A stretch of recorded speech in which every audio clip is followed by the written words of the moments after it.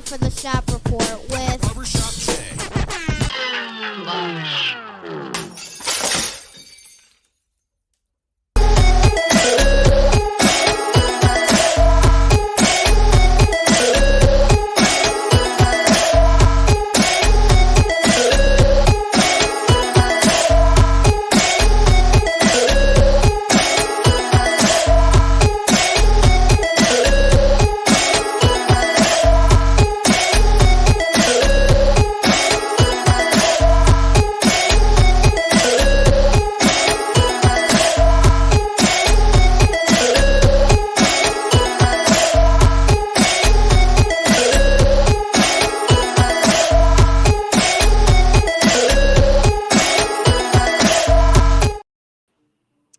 What up, sports fans? Welcome to the Shop Report special presentation of the Turnbuckle.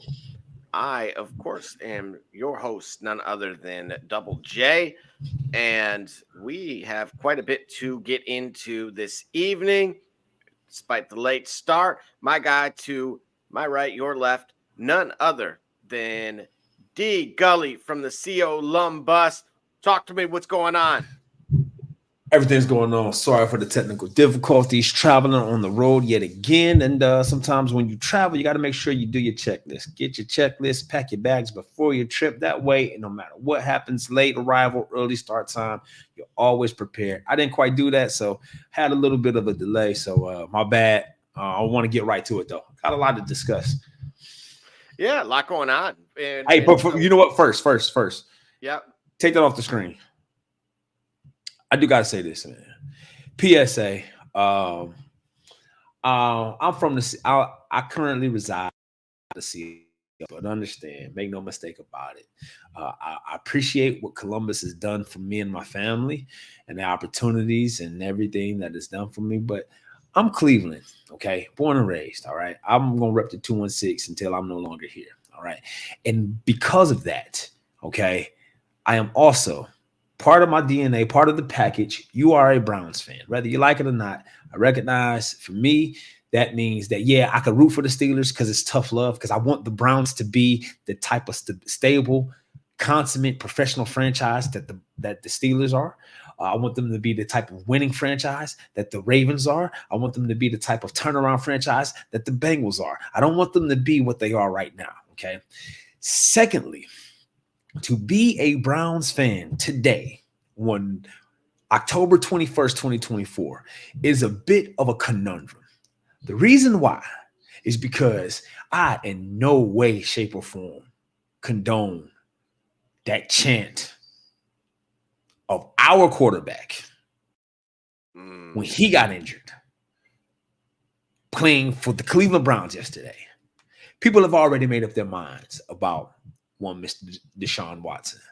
Clearly, the court of public opinion has made their verdict. Clearly, the court of public opinion has not actually been to court. Clearly, the court of public opinion forgot that he also was 5-1 last season when he was healthy. It was Joe, the guy who went 5-1 and led us to a playoff game before we got railroaded by the Houston Texans. More on that at another time. But that's our quarterback. If your quarterback gets a resounding chant of disapproval, if he gets booed out of his own stadium, what more would you want from a franchise player to come to this city if that's what you get when they don't like you and you're here? It made sense if I understand correctly. When Michael Irvin, I guess the injury that pretty much spelled the end of his career, he got injured in a football game versus the Philadelphia Eagles. And they were clapping, and they were glad, they were cheering and all that. They were cheering this injury, the injury that cost him, that basically spelled the end of his career. For Michael Irvin, I'm paraphrasing. If I'm wrong, I'm wrong. If I'm lying, I'm flying. He said it made sense for Eagles fans to be cheering his demise, professionally speaking, because he was a rival, and it happened in Philadelphia. You would have thought you were playing in Cincinnati yesterday if you heard that, right? I'm not that Browns fan. I will never be that Browns fan. I have a different opinion of Deshaun Watson than thousands of people in that stadium yesterday. And you know what? I stand on my opinion. And that was disgusting. How could you be Myles Garrett, Nick Chubb? How could you be anybody in a Browns jersey supporting what happened when you hear what happened yesterday? How could you want to put on that jersey? If I'm the Browns players, I'm like, you know what? I'm just here for the team. The guys in the locker room. These fans can have it. Okay? Myles Garrett did very well by saying we got to be better fans. He's not a fan of Cleveland. He's a fan of his brotherhood. This is the franchise that he plays professional sports for, that he makes a life-changing, life-sustaining income for him and his family, and he supports his brothers that suit up with him, that go to practice with him, that play the games with him. But he's not a fan the way these fans were. Yesterday, you call the fans, you know what? What happened was yesterday, Browns fans define the definition of fan. You know, fan is short for something. When we say we a fan of a team, we a fan of a franchise, we a fan of a player, it's short for fanatic, but it's more palatable to say fan because it just sounds benign and innocent, like you're rooting for your team. No, they were fanatics yesterday, and that's not the type of Browns fan I will ever be. And I defy anybody to come challenge me on that opinion. I'm done with my TED Talk. Well, I mean, you're not going to really hear anything different from me. I was in those circles. So, unfortunately, that's why if you were really to ask, like, oh, who's your team? I don't really have one. I had one at a point in time, but once you have people that are in there, right, that are a part of those teams, and naturally they disperse over time, no different than the way that you go to middle school and high school with people, and then they end up all over the globe. You know, you become fans of the players and not the teams themselves. So, yeah, one last thing. I don't have to agree with anything that he did necessarily, but at the end of the day, yeah, to your point, I'll never kind of wish ill will or celebrate somebody's livelihood getting. I want him out of here. I want him on the first train smoking. I want Deshaun Watson out of here, right? Watch this hot take, right? I want him out of here. I want him out of here on the first things. I want him gone from this franchise. I want him gone from this franchise to an opportunity. I want him to have the Michael Vick opportunity, right? To be ostracized and ridiculed and shamed to the point where you come back and you lead a franchise to a turnaround and you lead them back to the playoffs and you lead them back to glory. I want Deshaun. I hope the best for Deshaun Watson. I want him out of here. I want us to be over it. Clearly, today, Baker Mayfield is not making that case right now. But, you know, as of the start of this season, Baker Mayfield is probably one of the top 3 quarterbacks in the league. He having an off night tonight, but hey, that's the Ravens. But all in all, he led those guys to the playoffs. Remember, Browns fans, we thought Baker was a problem. And this is how we treated Baker. So you getting exactly what you give out. I hope Deshaun Watson does well. I want him out of here. I will say this. Something I said to Lions fans about 2 drafts ago when they had gotten Gibbs and then the linebacker out of Iowa. Okay. They were like, these are horrible picks. I said, you guys have never seen a winner, so you don't know what a good one is. There we go. There we go. Because I was arguing the opposite point. I'm like, I watched so many Iowa games that I knew that kid was a stud. And obviously I'd seen what Gibbs did. And when you see the conviction of the front office, right, they clearly got the guy that they had wanted. Now you fast forward to today, and of course you'll see, 20,000 Gibbs jerseys being worn. And it goes to show, like, okay, well, that's why they're not on the payroll to make those decisions. Right. Essentially, right. We had Doc on Saturday, as we always do. And, he said what he said about Russell Wilson. Yep. And in response, essentially, and in response, right, obviously there was a brief, easy exchange there on Facebook earlier, but where Mike Tomlin said, that's why I'm paid the salary that I'm paid, to make those types of decisions. Exactly. So, unfortunately for the fan base, speaking of Iowa, go green. Go home. Anyway, she lived there. I know.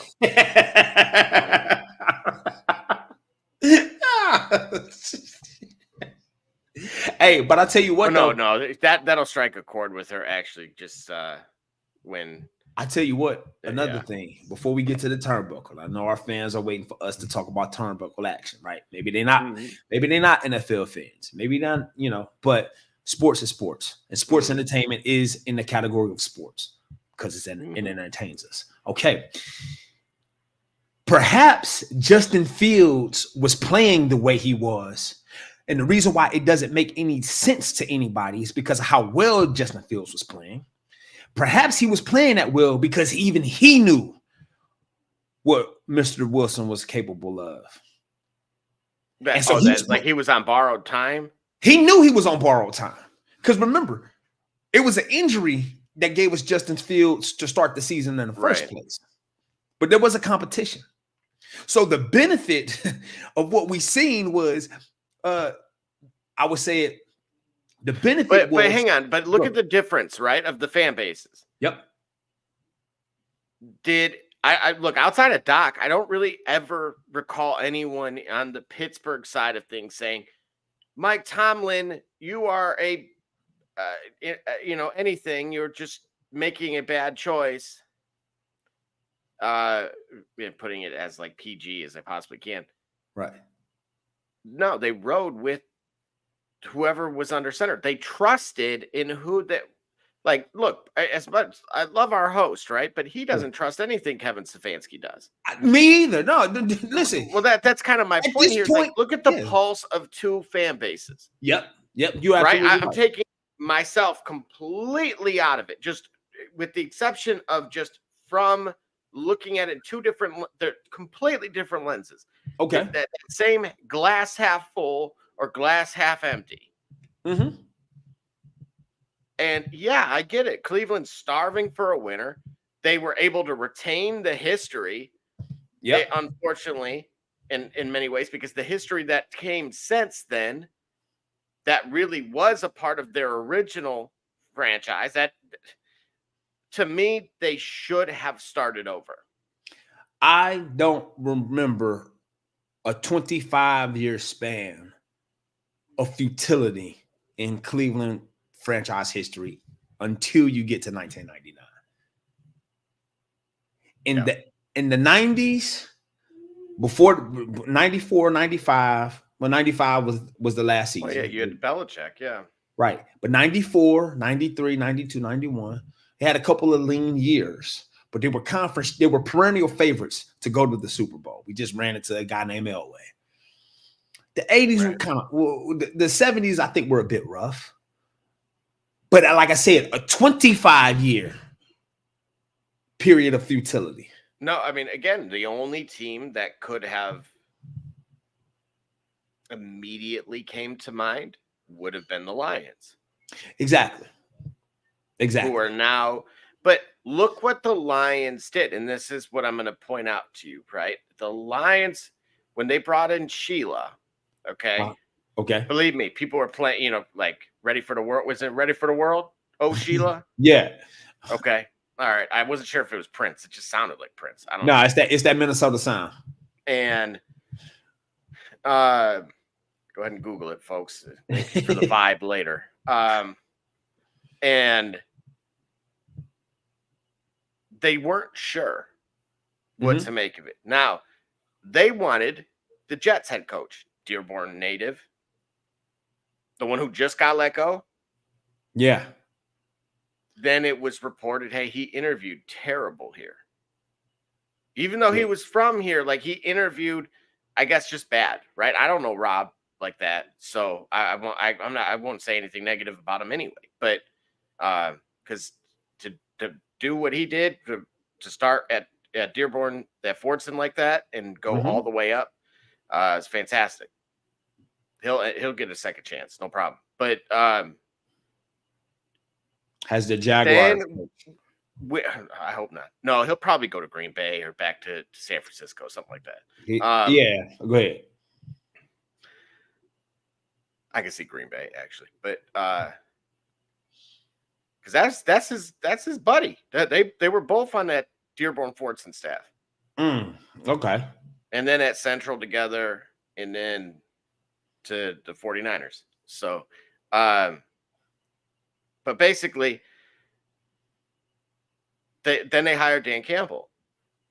Right? This bite the kneecaps dude. Who, yes, played on a team. Like when Dan Campbell was on a team, Kevin was on a team. So I was in there. Right. Bruh, you know how many people weren't sure of that move? Of course. Again, like you point out, court of public opinion. Right. Right. And then Brad Holmes, he's terrible. Man, every single move was terrible until it wasn't. But here's the thing, though. Look at the last 2 years. Like, what do you do right now? And this is what I wanted to ask you ultimately, right? Because now Watson, look, you could do one of these two things. Okay, I've heard Nick Wright say it, that trade him to a team that will take his contract. Now, it might be too late because he's hurt. But the idea was trade it where the contract is dead to them, where they could cut him right away. Yep.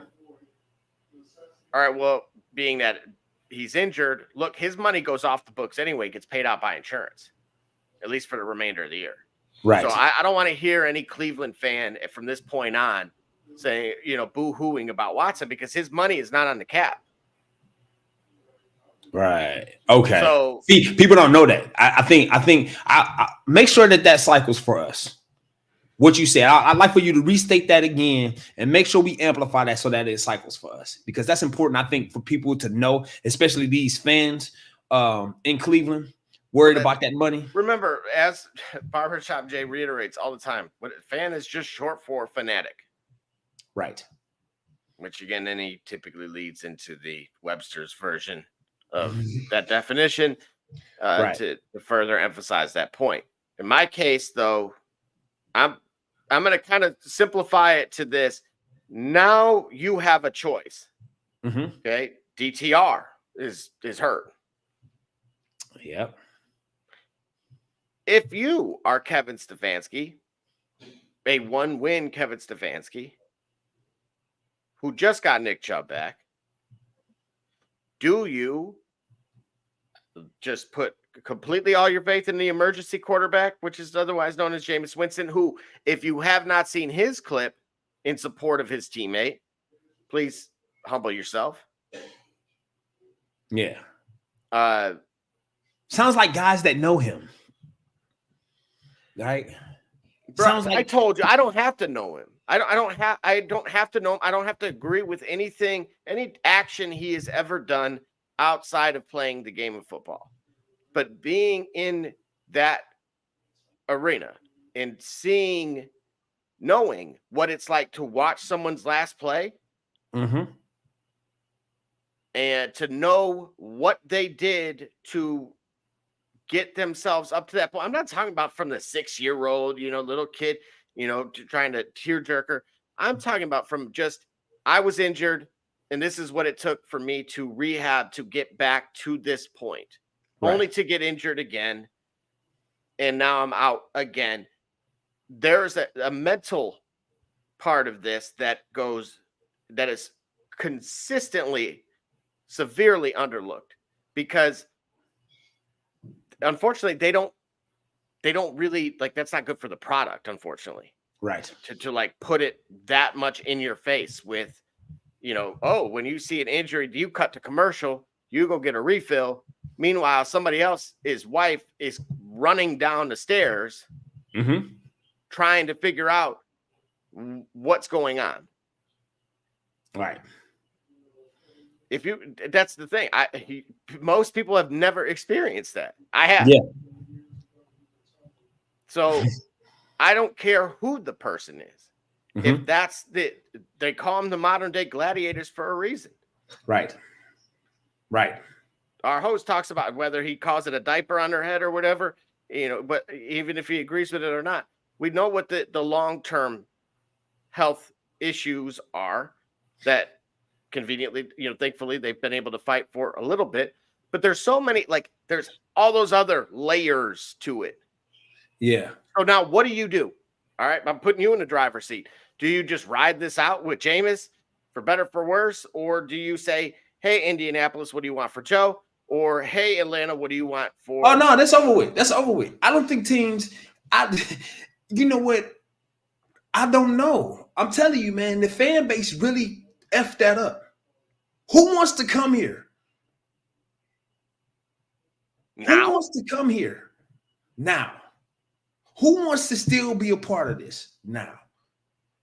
What player? All right, was that what player? Listen, because remember, this is the culmination of everything surrounding the way the current roster and how it's built. Amari left. Look how well he performed on Sunday. I know that hurt a little. Oh, hey, you heard us on Saturday. Those anytime touchdowns. Let remind you. Dang, it's almost like Kareem Hunt never left Kansas City. Isn't he from Cleveland? Cleveland native. I tell you what, I have distant familiar. But listen, but they didn't offer him. Remember, they didn't offer him. Okay, right. So, and look what he does, right? They found out. Reid's offense. Yeah, well, right. It's Andy Reid's offense, right? But when it was Stefanski's offense, and you know what? No, here's the thing. When it was Stefanski's offense, it was Nick Chubb. But guess what? You just brought up Detroit. Mm-hmm. Who else is running that way? Oh, Baltimore is. Baltimore got a three-headed monster running, right? They'll run Zay Flowers out the back. Well, you know, I think he got hurt today, but Zay Flowers got, you know, backfield packages or he had like a 50-yard catch too earlier in the game. Yeah, right. But you got Derrick Henry and your quarterback, who's also your second best running back. And you have standard running backs, right? So the NFL kind of figured out. The NFL kind of has figured out you do need running backs. You just don't need to pay just one of them. You need to have a complement of two, because when you have the depth when you have the active depth at running back, you flourish, which is why two-headed monster teams not firing like what we say, not thunderbolt and lightning, right? To borrow that from my colleague, my bro, who had said that to me earlier. To have backs with similar skill sets but versatility, you have that dynamic combination. That's what you need out of running back. Oh, Cleveland had that, but decided they didn't. So who wants to come here? You had what was his name? DeErnest as well at one point. The kid from Miami, and who was not bad either. Right. Then you had, of course, combination of Nick. Now I'll tell you this, I talked about running back. So, the lifespan of a running back though is 5 years. So okay, yeah. I'm going to tell you guys this right now. All you fantasy players, don't be surprised if I were to tell you right now, I think Christian McCaffrey retires in a year. Wow. That's heavy. Now, that's heavy. I don't want him to. I honestly think, look, it has nothing to do with, but Double J, it's because you drafted him or he was your keeper or something. No, it's not. It's me being a data guy and looking at something that I witnessed firsthand, which is the toll that it takes on them. Yep. Right. Barbershop Jay's talked about his loss of appetite for certain, because of the stuff that he, just seen. Yeah. And I'm looking at what he has dealt with, and in particular this last go round, and saying there's certain time frames, even with a team that is being cautious. Right. This, unfortunately, is starting to look more and more like. I said, do you remember? Like, I'm going to tell you guys this right now. Like, go back on a previous show, and I said, go to Europe. Mm-hmm. Go to Europe. Do what Kobe did. Dirk Nowitzki did it. basically it's either like something to do with stem cells or just something we can't do here. Right. And to my understanding, he did. Who is he? CMC. Okay. And we're still here at this point. Meaning, now this is something I never witnessed before, which is if that part of it's true. Now he could come back next week and light it up for 35. I'm still going to feel the way that I feel. Gotcha. Yeah. It has nothing to do with actually his performance this season or, what he may or may not do between now and February. Right. It's, go ahead. Yeah, just simply put, I think something is not responding. Mm-hmm. And this is where it gets very difficult. And of course, as we know, right, the benefit is Kyle Shanahan's offense. Yeah. Where, he's had the luxury of the other running backs coming in and having success. Now, you just lost Brandon Ayuk for the whole season. You got to have talent at some level in order to enhance the abilities of your offense, whatever that intellect is, whatever that creativity is, whatever that innovation is. There is a necessary requiem of talent to be able to facilitate and execute that vision, right? Mm-hmm. Lacking that talent, you're still going to struggle. Just like what we're seeing, all the talent in the Browns roster before injuries and acquisitions or acquiescence, if you will.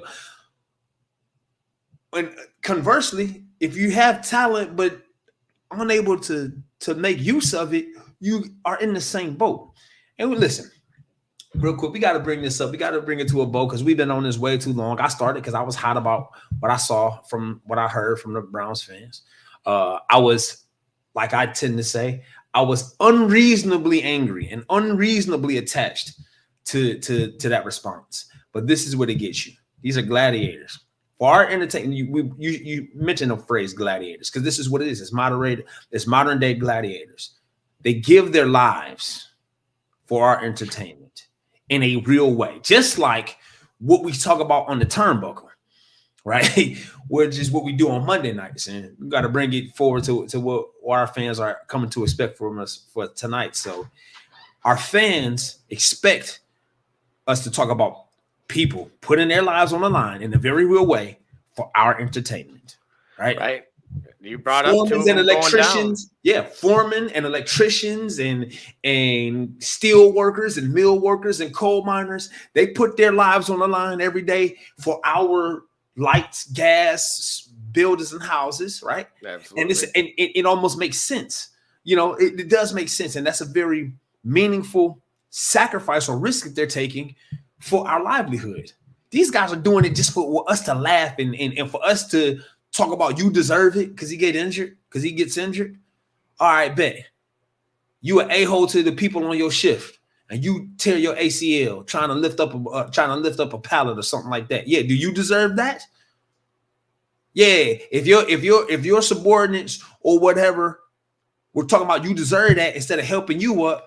Oh yeah, people getting fired, lawsuits are getting filed and everything else. But nah, because he $230 million, because he got a jersey on and he entertains us on that grassy knoll, on that grassy stadium.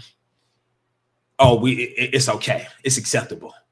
He deserves it. All right, man. You know what? Browns fans yesterday was acting like a bunch of ant bullies.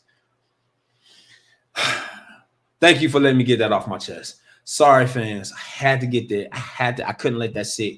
Let's do some turnbuckle. Let's do some pro wrestling, man. Well, and again, it's going to be a very active waiver wire. Again, Say Flowers got hurt, as you pointed out. Mike Evans got hurt. Mike Evans got hurt, yeah. Did you hear that? Brandon Ayuk got hurt. Yes. Juju Smith-Schuster got hurt. Right. Am I missing anybody? I'm sure I am, because matter of fact, Jordan Whittington. For those that were looking for starts, like me, who thought I dodged a bullet because I actually dropped Juju. Yep. Picked up Whittington because he Yep. went off the week before. Yep. Basically, like the 2 weeks that I didn't have him, he went off. Yep. So I'm like, oh, okay, Cooper Kupp's not going to play. So Whittington in, Kupp out. Yep. 0. Devontae Smith didn't get hurt, just didn't play. Thankfully. I mean, I'll take that. I'll take the 0.8. Yeah. Like there were some duds out there fantasy wise, but yeah, as far as transitioning this back at the ranch, on the let me say one more last thing. Let me say one more last thing. Yeah, right now it's looking pretty good. Our pick 'em, for me at least. Yeah, I did pretty well again this week, but I digress. Go ahead, let's talk about it. Let's talk about this wrestling. Let's talk about this wrestling. What? Oh no, wait a minute. What happened, bro? Lamar Jackson just put up 63 points on me, man. Oh, that's bad. that's really bad. Yeah. Oh no. Damn, I lost. I'm sorry, bro. I won. We gotta meet on the same page, man. The Ravens put up 40. Like it was just 20 to 14. Yeah, it was 41-18. 41-18. That it was listen, that game started. The way the game started is not the way this game should have ended. My goodness. And I had it right. And I wagered a 15 spot on it. All right, man. Let's get into wrestling. I'm sorry, guys. Let's get into it. Yeah, lesson learned on USL League One. They lost to a team with a 16-year-old. And you had the last place team. Can I just say that real quick? Like, man, like if I'm sorry, guys, like you better hope I never get a coaching license. And I was close. Like, there's some part of the certifications that done because I'm sorry. Hey, bro, they would lose the ball and then kind of like do this. Man, you got smacked in the back of the head. There would have been assault. Yeah. Like I am too old school for that. Like, nope. You could come sit next to me. You turn the ball up. Like, dude only touched like 7 possessions, 4 of which were immediate turnovers. What? I was like, get him off the field. Get him off the field. There's no way you're a starter on this team. I watched that and I was like, man, this feels like high school. Yeah. Like it feels like, because now high school, like if you play MLS Next as an example, you're not allowed to play high school soccer. So to me, like obviously there's a talent drop. And so I'm watching these dudes. And again, there's a couple different, like, they're guys in their late 20s and mid 20s. Adults, right, doing that, the whole hum. No, I lost the ball. Oh well, no, you will. No. Oh man, for every shoulder shrug will be a lap. Right. You got to get that out. You better hope you didn't have a kink or something because you'd be. Don't even think about kicking the ball. Oh boy, for sure. Yeah, man. Coach Payne. There you go, Coach Payne. Right. Let's get into it, man. Yeah. Because I'm gonna end up. I'm gonna need blood pressure medication or something. So here's what we got. Trump made an appearance on Taker's podcast. He mentioned that he got a call from Iraq after he got shot. Diplomacy in action. Yeah, and he goes, "Hey, I didn't think the dude liked me." So he goes, pass that along. And I appreciate him, reaching out. Additionally, he also got to meet another politician, I guess, these days. Yeah. The dead are now politicians or something like that, where it actually fits, I guess, if you think about it. Dad jokes with Kane. And, of course, he was with him as well, reiterating yeah, Glenn is he's in Tennessee. There you go. All right, so you get Kane. So in addition to that, now transitioning to some other former superstars. Here we go. Our first, tell me you did not just say that, All belongs right. to none other than Tommy Dreamer, Tommy okay, Dreamer. who Yeah. says that Brock Lesnar breaking The Undertaker's streak was the worst decision in history. Okay, and this quote, I still to this day would say the worst decision in professional wrestling history. I just don't think Brock needed it at that time either. The streak was as popular and as a draw for WrestleMania. Never would have done it. Brock didn't need it. You always do something like that for someone who needs it. I wish it never happened.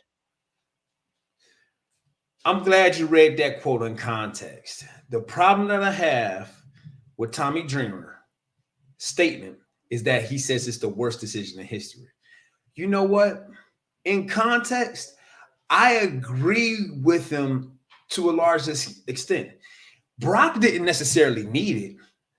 That's why I thought that the year before, the year of 20 and Punk, CM Punk would have needed that.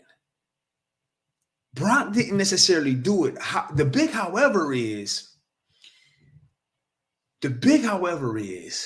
because it's professional wrestling, who would have made it believable? Right? What I mean by that is, what guy who needed it would we have accepted that loss from? During that time, certainly Triple H wouldn't have needed it. I would almost say Shawn Michaels kind of needed it because we needed to be able to see that Shawn Michaels on his own could defeat The Undertaker, given the outside of the ring, if we're shooting on it, given the utmost respect that they have for each other as workers, Shawn Michaels and The Undertaker, given the history of Shawn Michaels kind of changing, his character in the behind the scenes, maturing in the way he did, him returning to the top of the cream of the crop in terms of performers at the high level, at the main event, Mr. Main Event, Shawn Michaels. I would say maybe he could have used it, but who else would you have given that to at a time that would have needed it, that you would have believed it from? I'm telling you like this: under no circumstances did Roman Reigns need it. But if he did, it should have been a case of, in my opinion, The Undertaker should have only ever lost once. And if the streak had been broken by Brock, it should have remained broken. I shouldn't say that. If the streak had been broken by Brock, it should have remained only Brock. Right? There's only certain guys who have done certain things. Only Brock should have been able to say that. Brock and Roman, it didn't work. It went flat. For a matter of fact, they booed the heck out of him. I remember watching WrestleMania. They booed the heck out of Roman when he did it. They didn't boo Brock when he did it. Not necessarily. They was in shock and awe. So for as much as Brock didn't need it, if it were to happen, who could you believe it happened? I'll tell you this: if Cena had done it, Cena probably would have got the pop, but Cena didn't need it either. If Randy Orton had done it, he probably got the pop, but Randy Orton didn't need it either. The point is, these are the only three guys in the business, perhaps same as Punk, who you would have believed in the story that they were telling by having Undertaker drop in the streak. So for that's the only part that I disagree with Tommy Dreamer on. I don't think it's the worst decision, and I think putting it on Brock, somebody had to be believable. Not even maybe rest his soul. If Bray Wyatt had arrived in time, when I say arrived, if he had become the guy that we thought he was going to become, if he had arrived a bit earlier, that would have been believable. But who else? That's the challenge I would have for Tommy Dreamer is who else? Do you think the streak should have kept going until 2017, 2018, 2019? If you're asking me, I would have said yes, it should have kept going. I don't think so, because I mean, understand also what is happening. The Undertaker deciding to say, "Hey, this needs to happen," or willing to go with it, is because the Undertaker knew his body. How many more years do we have? But here's the thing, though. Like in my case, like you brought up Randy. Randy was the legend killer. So if you were going to do that, there was no more appropriate individual that would have still been a Hall of Famer if you were going to end it. I get the concept that Brock was still someone in his prime, a little bit younger, had already clearly made his impression on the brand. I just, if I had to pick somebody else, that's where I would have struggled a little bit. But just immediately Randy Orton and maybe Roman, only because of the believability of it. Remember, this is 2014, 2017, right? Randy Orton was being force fed on us at that time as the number one. It wasn't head of the table Randy Orton. I mean, Roman Reigns. It wasn't head of the table Roman Reigns. Head of the table Roman Reigns, probably largely believable. I mean, head of the table Roman Reigns I think he's got the advantage over Brock in terms of wins, right? Doesn't he have 2 wins over Brock in title matches? Roman Reigns. Yep.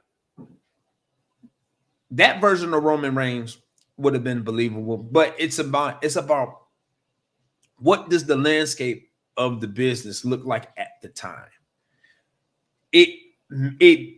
The streak ending the manner that it did, when it did, suddenly, shockingly, was absolutely a great move for the business. If you're saying someone else should have done it, someone else could have done it, I don't know who could, pardon me for restating the same thing. I don't know who else was there that you would have believed in had they done it, except for another already first ballot Hall of Famer. Everybody we said could have done it is going to be a Hall of Famer. Randy Orton, Shawn Michaels, Triple H, Brock. Well, yeah, but here's the thing though with Shawn is that if you think about it, what they wrestled 4 times, 4 times at WrestleMania. They've done 2 WrestleManias together, right? But weren't all of their matches like pay-per-views or yes. PLEs? Well, not all of them, but yeah, they're right. 2 of them. Remember, Shawn Michaels matches are among the first introductions of Kane. Remember, Kane is responsible for Shawn Michaels getting 2 pins over the Undertaker in matches. So, yeah, is that right? Is it 2, or for sure one of them in your house? Well, now I'm googling. Yeah, find out. I think Kane is responsible for 2 wins. But Kane helped Shawn Michaels with 2 wins over the Undertaker. And when I say help, I don't necessarily, you get what I'm saying? The way the match came out, Kane got in the way. And Kane cost the Undertaker two victories over Shawn Michaels, at least. Okay, so I'm talking, I'm going to say one-on-ones here, because it looks like that there's 15 total. One-on-one. Because a triple threat, no, I'm not counting. Wait a minute, what triple threat? What triple threat? This was John Cena and the Undertaker defeat Chris Jericho and the Big Show and DX. No, we ain't talking about that. Royal we talking Rumble, about like head to head. We talking about the match. Yeah, we talking about head to head, like mano a mano, like the way wrestling ultimately should be. If you're not talking about we got Royal Rumble, the casket match. Yes. Then we have the casket match. Yeah. So the cat. Yeah, because Kane was in the casket. They only wrestled each other 4 times. Exactly. And the 2 wins that Shawn Michaels has, Kane interfered. Yeah, you had the no contest. The Hell in a Cell. Kane came out. And then the casket match. Kane was in the casket. Yeah, WWF In Your House 17 was the no contest. Then you wait. In Your House 17, like the number 17, not 2000. Yeah. In Your House 17. Got this you. This was 97. Yep. And then you had 98. I'm sorry. Well, wait a minute. Then you had the number 1 contender match where he beat him. But again, that's WWF In Your House Bad Blood, which is at St. Louis. Right. That's the Hell in a Cell match. And then you had like I said, the casket match. So there's 3. Oh, okay. Then Mania 25. Mm-hmm. And then what is that? 30 or 26? Yeah. They ran it back. Yeah. And and then Undertaker wins. Undertaker wins both. So again, to beat the streak, Shawn Michaels could have used it because he would have had that one clean, he would have had that clean victory over the Undertaker. But again, that's a first ballot Hall of Famer. So is Randy Orton. So is John Cena. So should be Brock Lesnar, but there's a cloud over him now. Well, right. You could have never prepared for that. I mean, right. But I'm saying, yeah. So anybody else who was a guy that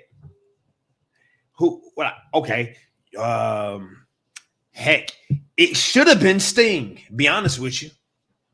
That would be a shocker. Sting? Yep. If you want to put somebody over, but he didn't want to put anybody over. He buried. Hang on, but if I remember correctly, there was at least in a rumor mill. I don't remember Randy ever confirming this, but I thought in Mania 21, he was supposed to get over.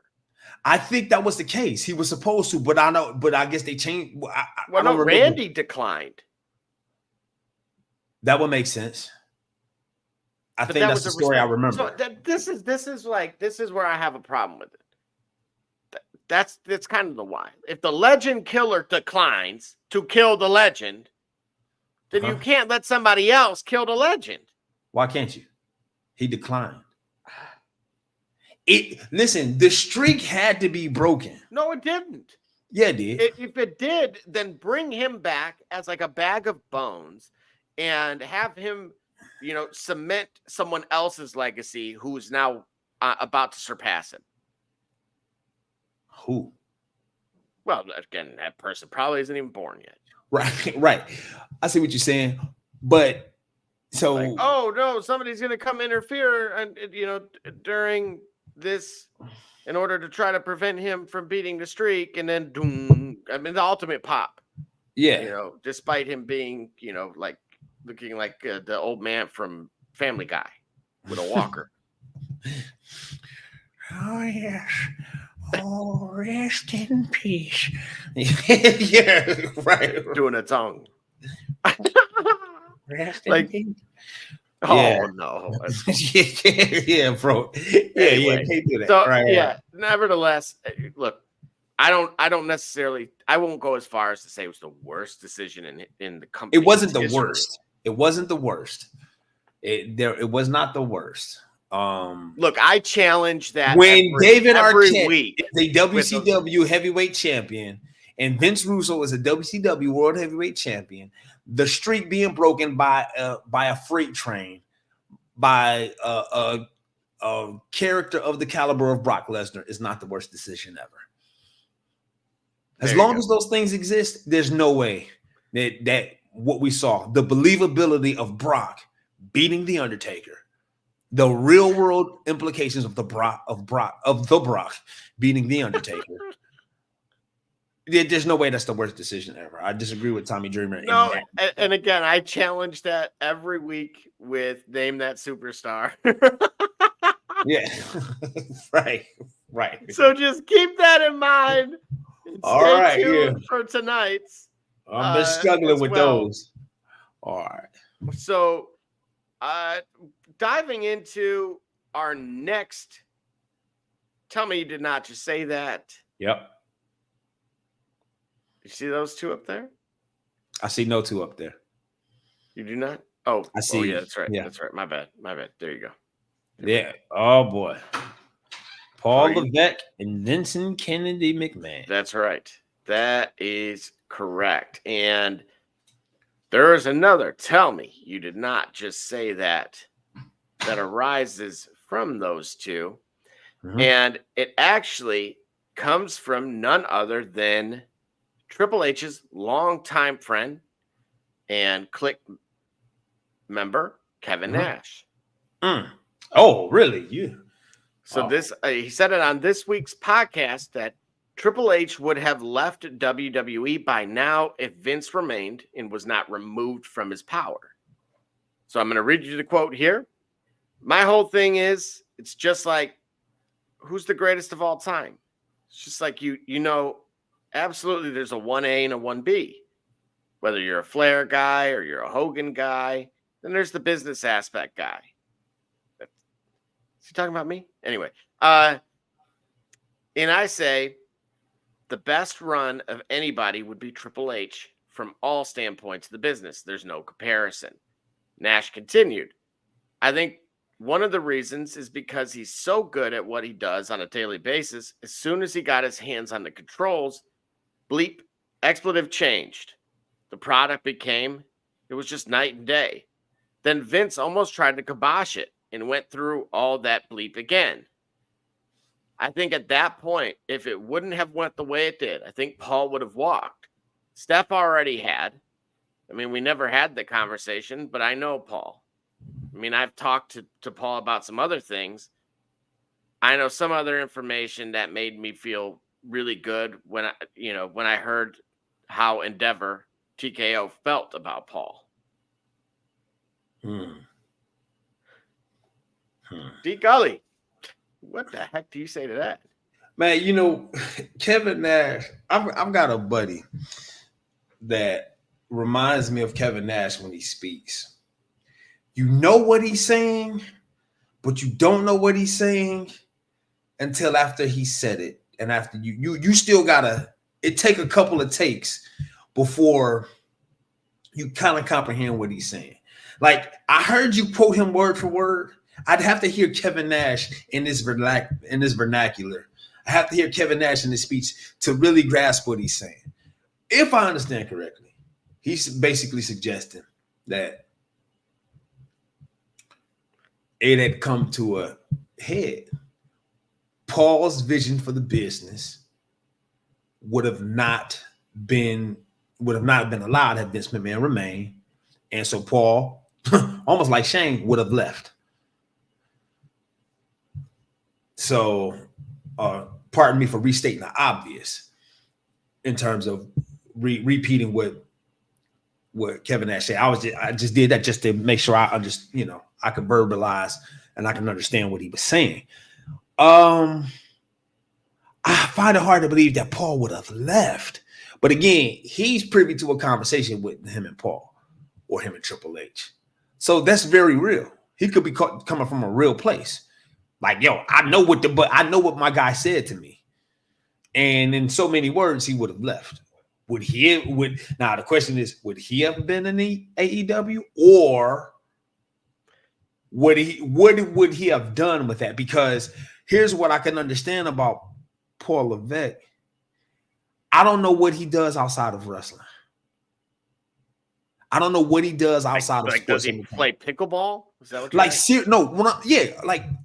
if he could not run between the squared circle, run the ropes, walk to the entrance, bring in a crowd, what does Paul Levesque do outside of professional wrestling? Is he a real estate mogul? Is he a media? What is he without being like? This is his life, and I believe he's almost said as much. And I'm almost willing to bet on that, because I can tell you, I believe Kevin Nash has a different opinion about Paul's career than a lot of the fans. We cheer for him now, but how many people have said that the Attitude Era was defined by Triple H? Well, now wait a minute. If we can survey 100 people, I'm on record. No. And You said that. No. Feathers, including yours. No. Yeah, you were peacocking. No. It was because of a certain. It was a certain question that you asked. Or a certain hypothesis. I said you could remove Stone Cold Steve but that's not in place Triple H there. No, you can't. Yes, you can. Not it was in the proven. No, not in the context. No, not in the context. Call. No, not in the call. not in the context of that. In the context of that question is whose career could you remove, right? In the context of that question, yes, you are absolutely right. But the fact is, hey, what did Kanye West say? People ask me, what would I do if I didn't win? Well, I guess we'll never know. Oh, I thought you were doing the Taylor. No. Yeah, I'm going to let you have your moment. Okay. No. But what I'm saying is that the question that was asked at that time, you're absolutely right. Whose career because it happened by accident. If the curtain call doesn't happen, there is no King of the Ring. But there's a King of the Ring, but the King of the Ring is Triple H. So that did not happen. What happened was the curtain call. Hold on. What happened was the curtain call happened. Therefore, Steve Austin was King of the Ring. Therefore, Austin 316 was born, and the rest is history. In the Attitude Era, who's saying Triple H above The Rock and Steve Austin? But why? It explains why Triple H was the third wheel in all of it, because he was supposed to be the I'm gonna ask you this question again. The catch-up here. I'm gonna ask you this question again. In the Attitude Era, what are the two names right now? Who's saying Triple H? You're talking about here. Listen, you telling me in the Attitude Era it was Triple H over The Rock or Stone Cold Steve Austin? No, but what I'm saying is they're almost like saying the 80s in the NBA was only the Lakers Celtics, forgetting that the Pistons were right there. Triple H very much was the Pistons. Exactly. Who's picking them over the Lakers and the Celtics in the 80s? But what if you would have known that the 83 NBA Finals was supposed to be not Dr. J, but Triple H? You would have been like, oh my gosh, that changes everything. Recognizing because now there's no Bird anymore. Okay, recognizing that it could have. But what was it? But in spite of that, what I was pointing out in that moment, and reiterating right now, was because it was actually written that way, in the way that we know how it played out, that the rest of the timeline would have existed if you pull Austin 316 out. It may not have been as explosive. It may have had far less beers that were victims. But that was in context to that question. And I don't dispute that. You made that argument to me that right. We are an incomplete pass away from history changing, right? So and that was your point now. My point right now is because of that incomplete pass, there was a turnover on downs, and the team took it and ran with the drive. Yeah. Okay, that's what I'm saying. Ernest Biner fumbled in the end zone. Triple H fumbled in the end zone. That's why he's not Roger Craig, right? So all that being said, I'm saying Triple H's life is wrestling. So much so that I think this is why he's able to sustain the fact that, I'll put it this way. Triple H is like Kobe Bryant. There's The Rock. There is Stone Cold.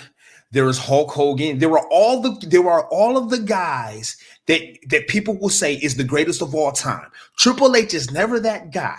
Just like Kobe Bryant is now in his posthumously is referred to as perhaps the GOAT, but he's always missing out on the conversation. However, Kobe Bryant knows what he's done for the game of basketball, what he's done to his craft. His work ethic and his commitment to the craft is undeniable, that he doesn't care if anybody calls him the greatest, because he knows for himself and he knows among his peers who he is. So he don't never have to argue with a beat writer, or he don't have to argue with the dirt sheets. Triple H knows that. I feel like Triple H is self-aware enough to know that people will never pick me over The Rock. People will never pick me over Austin, or people will never pick me over Hogan. They might never even pick me over John Cena. They might not pick me over Brock. They may not pick me over The Undertaker. Hang on a freaking second. Hang on. Who was responsible for them winning the Monday Night Wars? It wasn't The Rock. It wasn't Stone Cold. Oh, no. It was the Takeover. It was what? No, dude. You better give DX the props that they actually deserve here, because they don't go pull that stunt. The rest doesn't matter. You can look, there is video footage of them saying how nervous they were because they're looking at the arena. Not a lot of people there. It ain't sell out. We'll get to that in the modern context. Telling you, I'm not saying DX doesn't pull that stunt. And I've said this too. It's one gate opening. His buddy he was ready. Quoted here. Scott Hall and Nash. Yes, Scott Hall and Nash say actually laying it on them on their cameras, on their airwaves, right, from it completely going left. Yes, like okay, we talking about we were on those gates. It's probably a green button. We were a green button away. Yeah, that green. I know it's a many afraid. Yeah, that green button with the arrow up, or it might have been a black button. It might even have been a black one, because it may have just been. Yeah, hey, everybody who played GoldenEye right now is hear the sound effect going up. Yes, so understand how important that was.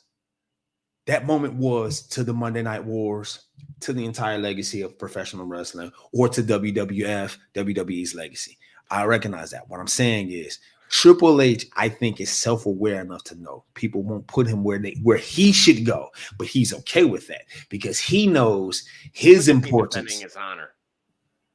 He knows his importance to the business, so he's okay with people saying, "Not you."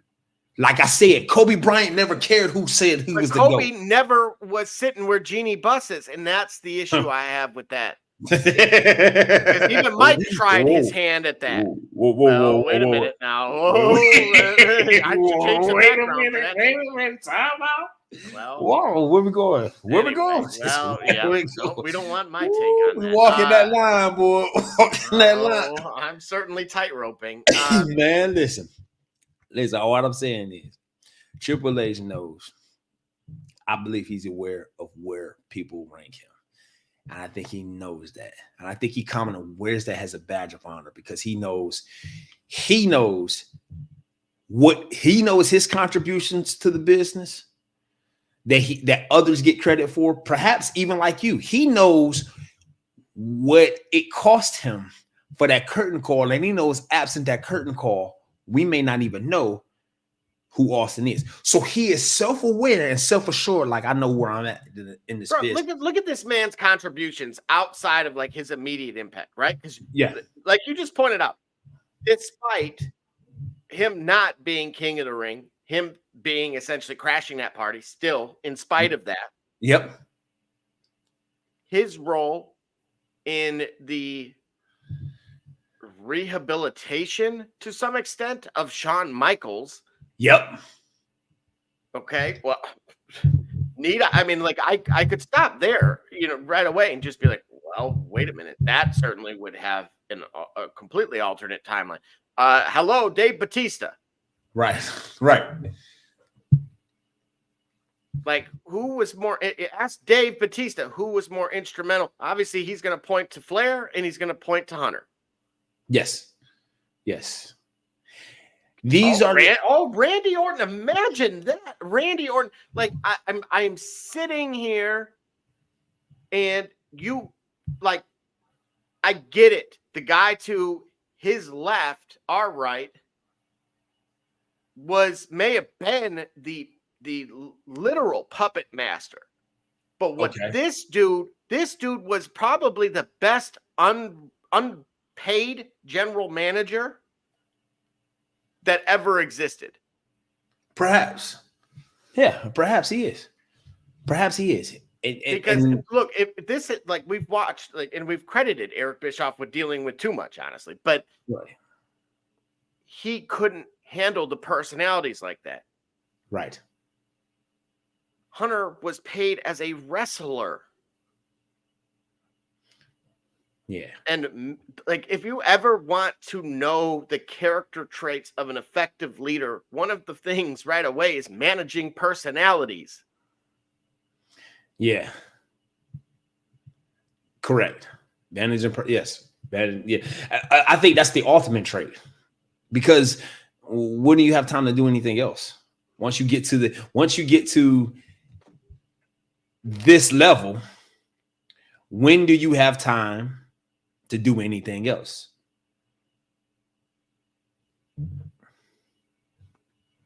Right, we don't get here. So what I'm saying is, not only do we not get here, but if he walks, I thought it was an interesting take, because I don't know how much out of the loop I was or how public it was of Steph's kind of absence. Right. Okay. I remember her coming back, obviously, for Mania, right? With, but I think it was always more the kids thing, and she mentioned it was a real thrill for her kids to actually see her perform like that. Okay. So, sure, one could have assumed it was mom things, not a rift internally. Right. So where do they end up? Is Shane going to AEW merely just potentially good timing for that it wasn't the trio? Hold on, run that. What you mean? If to Kevin Nash's point, okay, if this stuff doesn't happen, right? These charges don't. Okay, got you. Right, the alleged, right, doesn't occur. Right. If Vince McMahon isn't, he's not walking away on it for any other reason outside of the TKO board removing him. And then when they removed him, he bought it. Because when they did remove him, he found his way back in there. Correct. Okay, so absent these allegations, Vince McMahon doesn't leave. Correct. Which at that point, the rift is already still there. Wait a minute. Do they even sell the TKO with that? I think they were going to anyway. You think so? Yeah. I think, again, Vince, I don't want to say he knew the writing was on the wall. I think he faced his own mortality. I think that at the same time, Hunter and everyone else was looking at it and saying, this is a smart business move to set us up for the next 50 to 100 years. Right. But if it's your company, if it is your idea, if it is your right. But how? Okay, look, I talk about a changing ecosystem regularly. Okay. Across pretty much all of the sports entertainment space. Okay. And one thing was glaring to me, which is again, no different than your latest Toy Story movie, which is going to be about toys versus tech, right? It is the versus tech.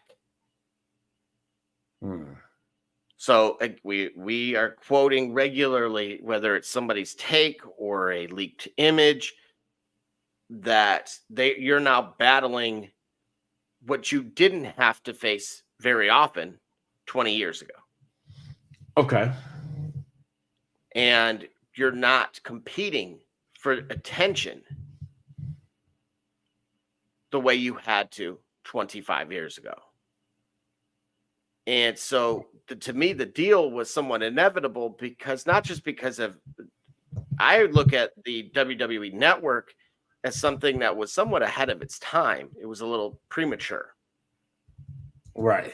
But it was something that could have and should have actually thrived in a more modernistic way, it probably would have nestled its way in some partnership with, in a similar fashion, the way it's ended up anyway.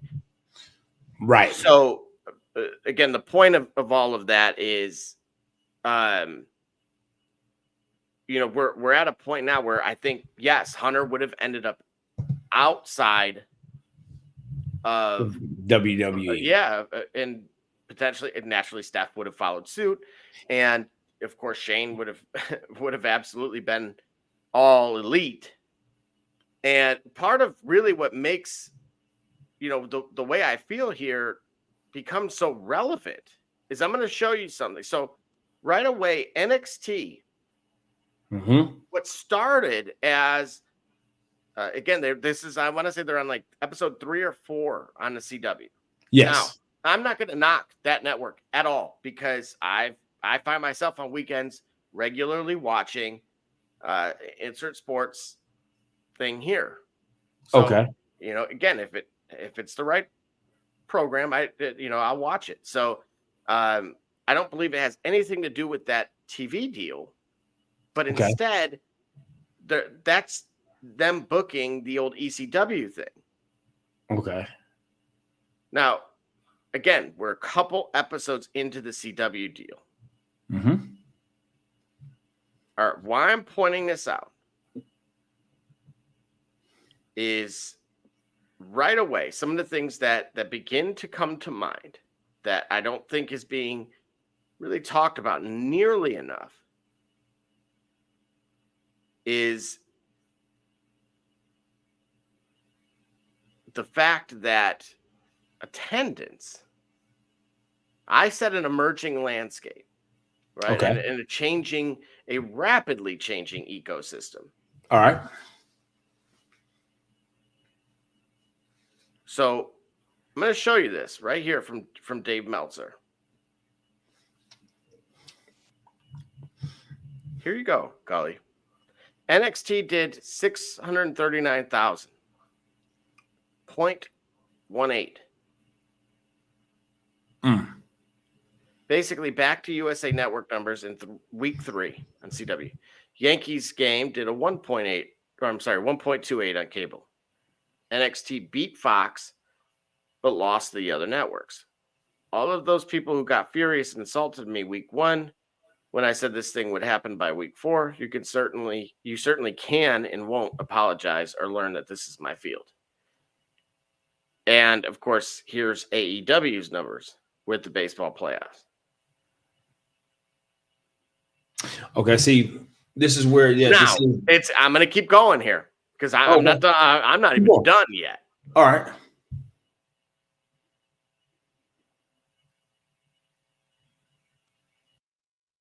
Okay, now you have AEW Collision.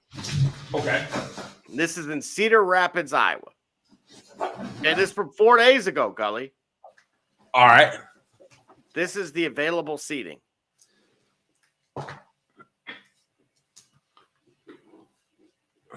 Hold on. Wait. Available tickets, 714. Current setup, 1666. So it's only set up for 1,000 people, 1,600 people. Mm-hmm. And they currently have 714 available. Yeah. Now, ready for this? I love me some independents. Right. Here we go. Winnipeg Pro Wrestling Rumble in the Burt. This is this Thursday in Burton Cummings Theater, Winnipeg, Manitoba. Look at the available tickets, D Gully. Wait. Go back up. They have 357 available. Current setup 1582. Tickets distributed 1225. Okay. Man, I applaud your ability to find these numbers and find these resources and find these stats, bro. And it leads to another interesting take. So again, this is from Wrestling Scoops saying, per PW Insider, Fans were ejected from last night's Dynamite after taking photos of empty arenas where the fans are meant to sit.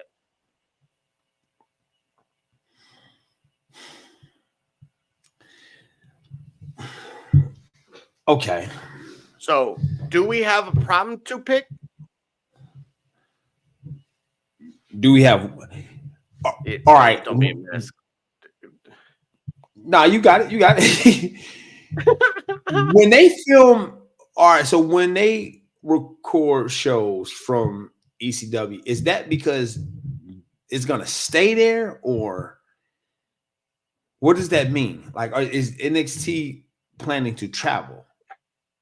So a moment ago, when we had the Triple H and the TKOs up and that type of thing. Yes. And for those that have been with us for a little while, again, I appreciate all of you guys on X, on Twitch. I see you guys on YouTube as well and Facebook. Definitely feel free to leave your comments and thoughts. Also, obviously, we dive into things a little bit different than some of your traditional takes, right? So, from my end, I've pointed out, being kind of the business savant, if you will, that this model, the historical model, the Vince model. Okay. The Vince, when he breaks the agreement model, which is not going to other people's territories. That this model had never, it worked then, it doesn't work today. Okay. And so something that, like, all you got to do is watch one episode of Shark Tank, people, and you'll start looking at things slightly different. And one of the first things you'll ask yourself, if you were putting money into anything, is how can I make it cheaper? Right. So it can be more profitable. How do I get more margin out of what's occurring? Right. Well, again, we have a TKO deal that's in a similar place. I don't have to walk through that part of it. But why I keep honing in on that specific deal is right now, I believe we're on a collision course for demand that is clearly down. So again, I get it. We're in an election year, and a lot of people I've heard people say the economy is great. I've heard people tell me that it's the worst they've ever seen in their lifetimes. Right. You get contrasting perspectives. Yeah. What is consistent as it pertains to this space? Because even tonight's Raw, from what I saw, was not a complete sellout. Right. So even the A program still is not consistently selling out. They'll probably say they did, but there were like 1,100 tickets still available. That's why every time they do a pay-per-view, they talk about the tickets. This is the largest crowd ever. This is the most tickets we ever sold ever. So if I'm not understanding correctly, Right. Bad Blood in Atlanta was the best pay-per-view selling ever. That's for that show. That's amazing. And for that market, yeah, it's actually quite impressive also, because they historically, outside of college football, don't really show up in the Super Bowl. That's why the Atlanta Hawks struggled. Right. Countless. Look, I don't have to insert the team, but that market has struggled with grasping consistency within the sports space. Right. And so I'm looking at it and saying this model has to change. And if NXT is doing those numbers, to Meltzer's point, again, it's beating AEW. So it's not exactly like your litmus test. You are still outperforming it. So if you wanted to pop a bottle of champagne, you could. Yeah. Or you could look at it as the way that many do and say, well, it's not exactly great, regardless of the fact that you're beating someone. Right. So I've talked about the death of house shows. Yeah. You are like the solution actually is maximizing your teams digitally to provide the content in front of the relevant audience. Okay, see, what I see is that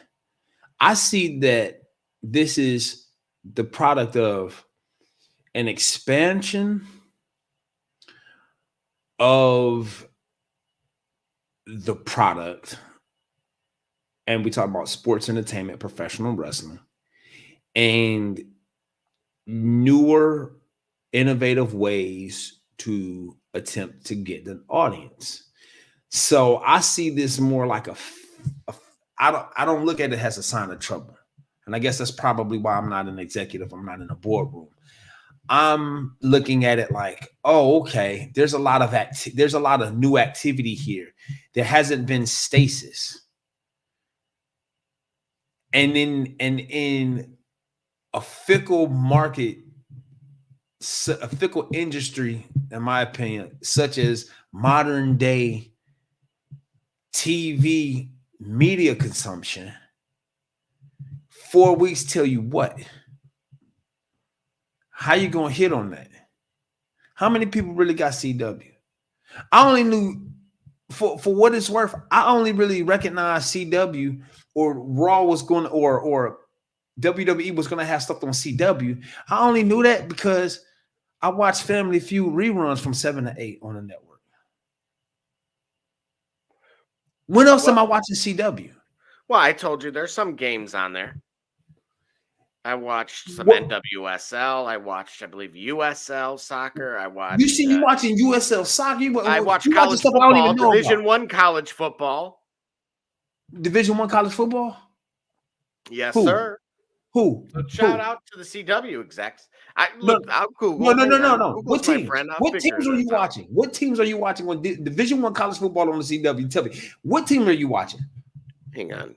I'll find out. CW Sports. Let's see. You ain't even watching the Big Five franchise, are you? Who are you watching?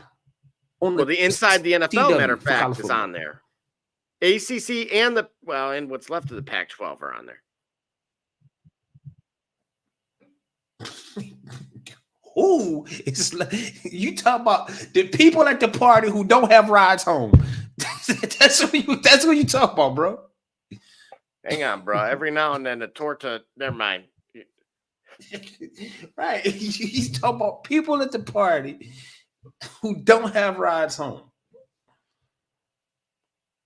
What I'm saying is, it is so the landscape is so vast, and things continue to switch and dynamically change.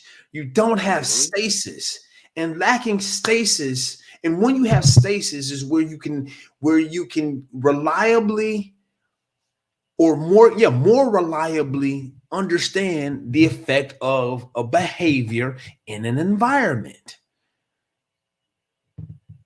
Wrestling, professional wrestling is new to CW. So new, in fact, people don't watch CW. Like I don't know. I don't watch any programming from the CW. I just know about wrestling. And so hang on a second. So wouldn't that be more impressive then that they were able to beat AEW numbers in less than a month based on what you just said? Perhaps, but they beat the numbers, but it was like 5 people watched the show, but only 4 people watched AEW. Meanwhile, 20 people watched something else. No, but hang on, dude. In a sales space. But this is what I'm saying, because this, all right, and this is where I say I haven't been in the boardroom, so I really maybe not understanding what I'm hearing. What it sounded like Meltzer was saying is, yeah, and I'll pull that back up here. He's saying these numbers is poor, period, and these numbers are terrible, period. Oh yeah, so whoop-de-doo, NXT beat another poor showing from AEW, but these numbers are poor, period. And I'm suggesting, bro, you're talking about a static you're talking about a continually episodic program versus the tournament, the postseason tournament for two different sports versus baseball and the WNBA finals. WNBA having better attendance and better viewership than it's had in its history. So a brand new episodic show that's going to continue to supposed to last forever did poor versus the tournament of a series of a. No. He's saying it did better. What is he saying? No, that's what I'm saying. Look at the quote again. Okay. So again, I'm gonna read this out loud because I need to read it out loud. All right, so I'm gonna read this out loud. I'm gonna start from the beginning. Okay, NXT did 639K / 0.18, basically back to USA Network numbers in week 3 on CW. The Yankees game did a 1.28 on cable. NXT beat Fox but lost to all other networks. All those people who got furious and insulted me when I said this would happen by week 4, you certainly can and won't apologize or learn that this is my field. All right, then help me understand what I'm missing, because it sounds like what he's saying is it's settled down and it's poor again. Nobody's watching. NXT beat Fox but lost to everything else. NXT beat a network that's not showing postseason play, but lost to everything else that's showing postseason tournaments. No. It still beat AEW. Its closest rival. Oh, okay. So he's comparing. He's saying NXT, the upstart brand, beat the AEW. Okay, I guess, and this is to counter the idea that people believe more in AEW than a WWE product or a WWE a developing product, is what he's saying. Like, there are diehards that think AEW is a better product than NXT. Is that the connotation that what he's arguing against? Well, and for those that were specifically saying that the move to the CW wouldn't be that it would be a disaster, and it's already in under a month basically revived the numbers to what they used to be.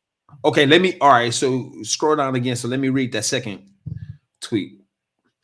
AEW did 633K .20 with baseball playoffs, and WNBA playoffs has the leading competition.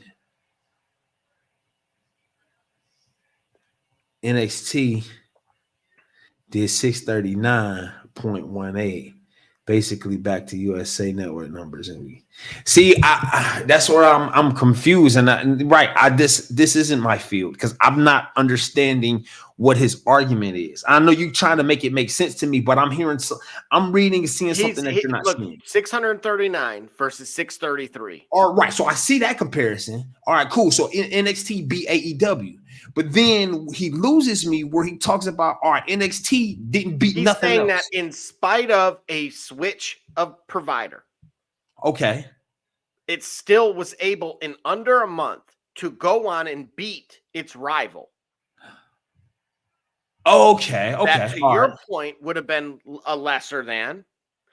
It beat one of the main networks, if you will, and it only lost to basically, to your point, to the point you were making, which was the New York Yankees. Yeah. So all the people that were basically trash talking him on X, saying that wouldn't happen, that it was going to fail, that it wasn't going to translate. Yes, with the move that it has. Okay, so even the point that I made, so that's even replying back to me, who had made the remark just moments ago about watching CW. Exactly. Oh, okay. All right, got you. Okay, I can understand that now. All right, so but both of us know that's not exactly a huge number. Correct. That's what led to Eric Bischoff's take, of course, not directly, but it was numbers like this. That is why Bischoff said that deal to Fox probably wouldn't happen for AEW because there just isn't enough supportive numbers to follow it. Right. But would a McMahon being on board and in charge of it be salivating enough for somebody from Fox to want to bite on it? Okay, right. Can Shane McMahon, does the McMahon surname or does the McMahon presence? I got because it. Here's Does the McMahon multi-billion- effect resonate? Go ahead. Right, because here's the multi-billion-dollar question, which is, what do you do now? For both, I'm not just talking about the one, right? Mhm. Okay, these kids have all the devices in their hands, so they're watching content consistently. Right. Okay, it's not.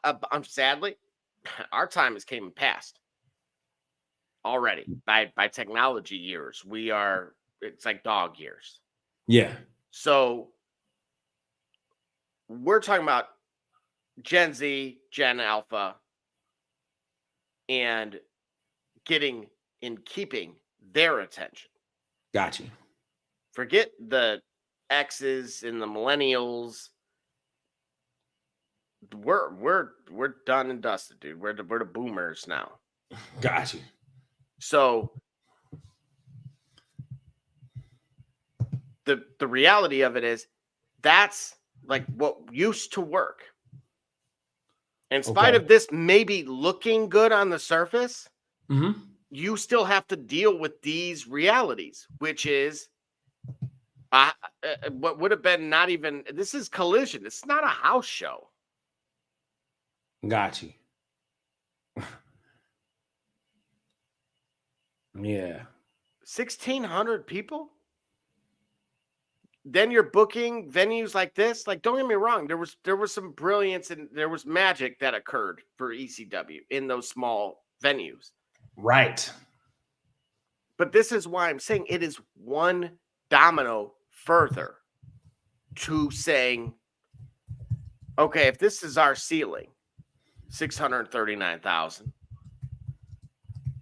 or 750,000 maybe, or can we hit 1 million?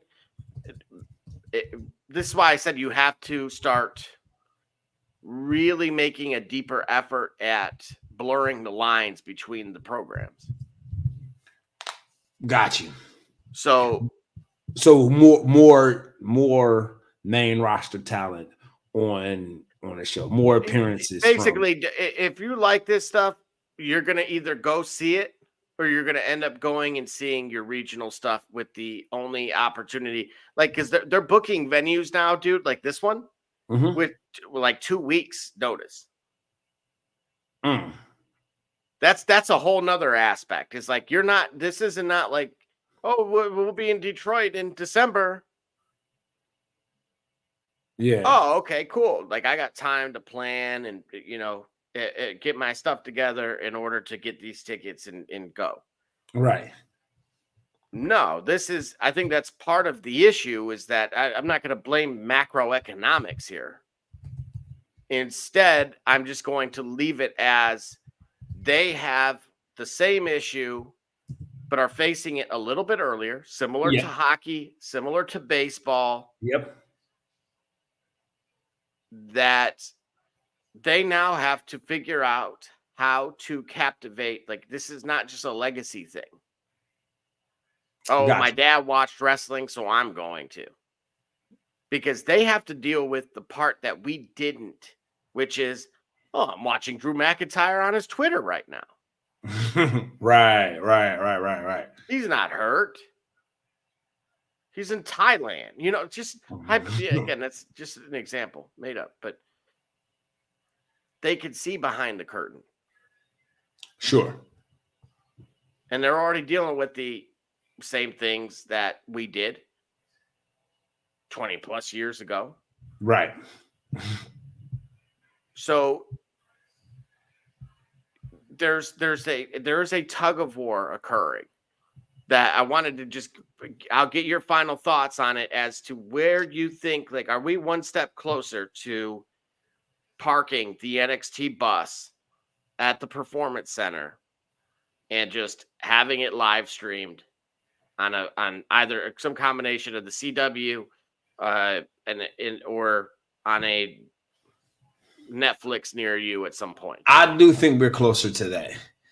I don't necessarily know it's a bad thing because for a time, because again, the talent doesn't have to go experience the rigors of a travel schedule and having to travel and be in a different city and being in a different city and having to give it your same energy night in and night out, especially if you're working on stuff, you're working on something consistently, peeling back the curtain if you're trying to work on your chemistry with your opponent such that you guys can take this feud to the big screen or to the small screen or to the pay-per-views or what have you.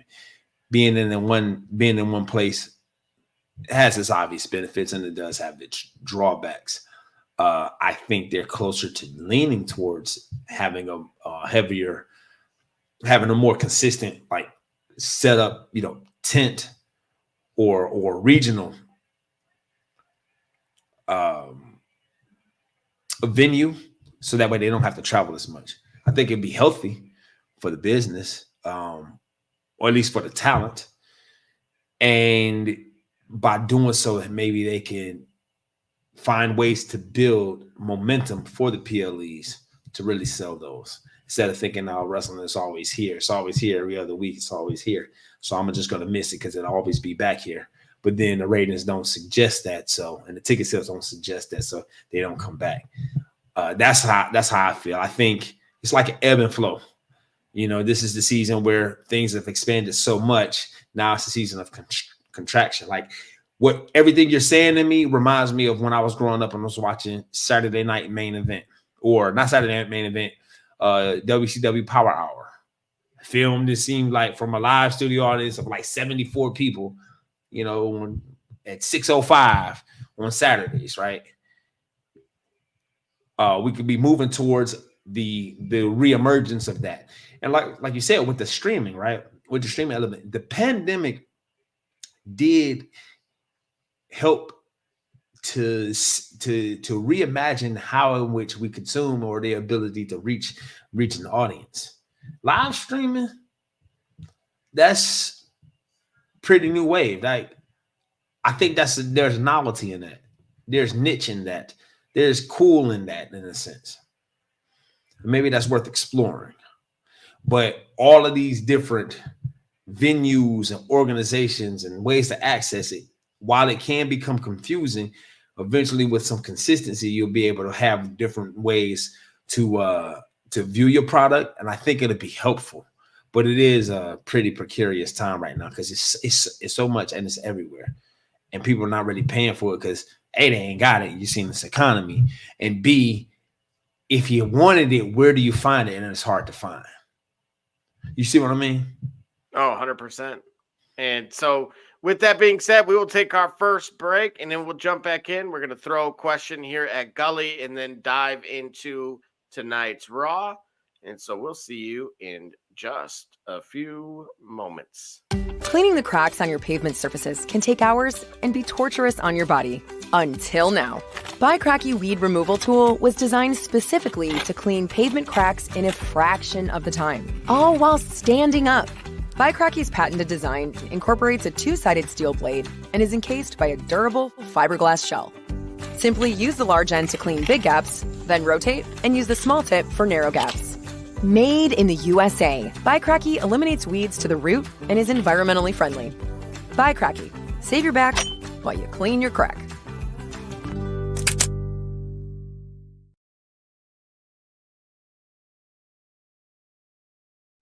What it do, sports fans?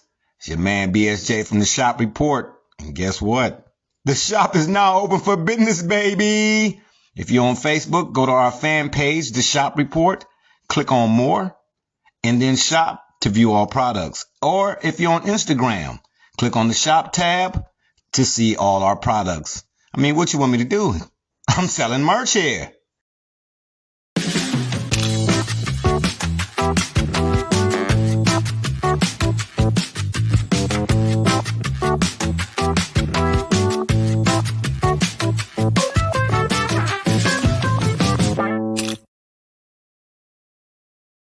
K. Cunningham, and you're watching The Shop Report. I'm Harvey Diallo, and you're watching The Shop Report. My name's Chris Murray, and you're watching The Shop Report. You're Jay Knight, you're watching The Shop Report. It's Max McKee, you're dropping in on The Shop Report. Barbershop Jay, Quentin Hines, Super Bowl champion. I'm ready. Let's do it. I'm on. Hi, I'm Morris Man, works at Mercury Stadium, and you're watching The Shock Report. Hey, I'm Billy Butler, and thank you for watching The Shop Report. Hey guys, I'm Les Norman, former Kansas City Royal, and you're watching The Shop Report. Commander Brown, Detroit Rivers Mountain Training, and I'm watching The Shop Report. Hey, this is Doug Flynn of the New York Mets. Well, a few other teams, of course, too. And you're watching The Shop Report. I'm Matt Ramos, and you're watching The Shop Report. How you doing? I'm Rajay Davis, and you're watching The Shop Report. How you doing? This is Nelson Figueroa, former Major League pitcher with a lot of teams. You're about to listen to The Shop Report. Hey, this is Howard Johnson. You're watching The Shop Report.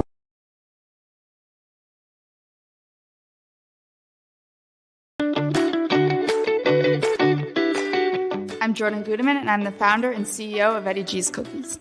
I was first diagnosed with a nut allergy when I was young. At the time, there weren't a lot of labeled items that said if there may contain nuts or there are nuts in the food, so my brother and sister and I baked a lot at home, and we enjoyed treats from mixes and things like that, but I noticed that it was not the same as what my friends were enjoying, and I started making my own recipes. When it was time to pick a career, I decided to start a bakery so I could share my treats with everybody else. When I started creating my recipe, I was taking in all the things that I thought I was missing out on. A soft, chewy center, a crisp outside crust, and a taste that is just like it came out of the oven at a bakery. When I put all those things together, I had come up with a recipe for a dream cookie. Eddie G's Cookies only uses the finest ingredients. We have all natural flavorings, no preservatives, and every cookie is made in a nut-free environment. The best part about Eddie G's Cookies is that they can be delivered right to your door. You can share them or not. We won't tell.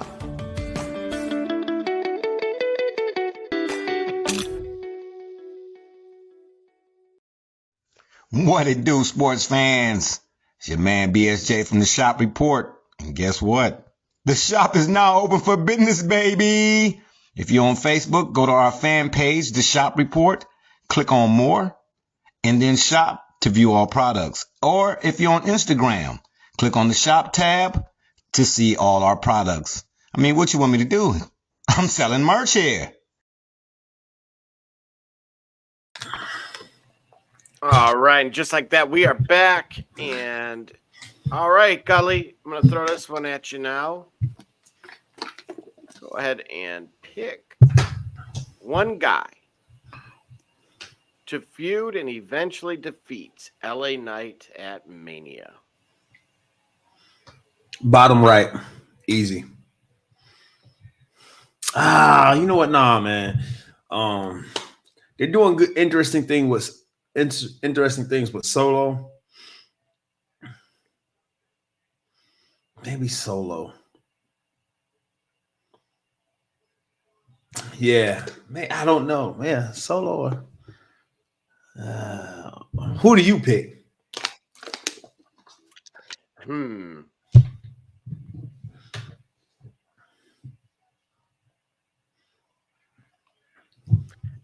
You know, what Jacob would be, I like what him and potentially have going on. Yeah. So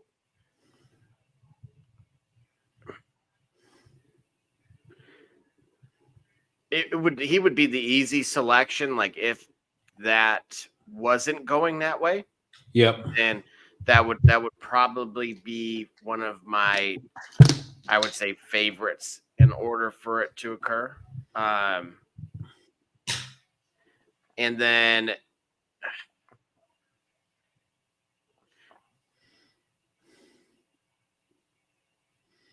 Carmelo, on the other hand,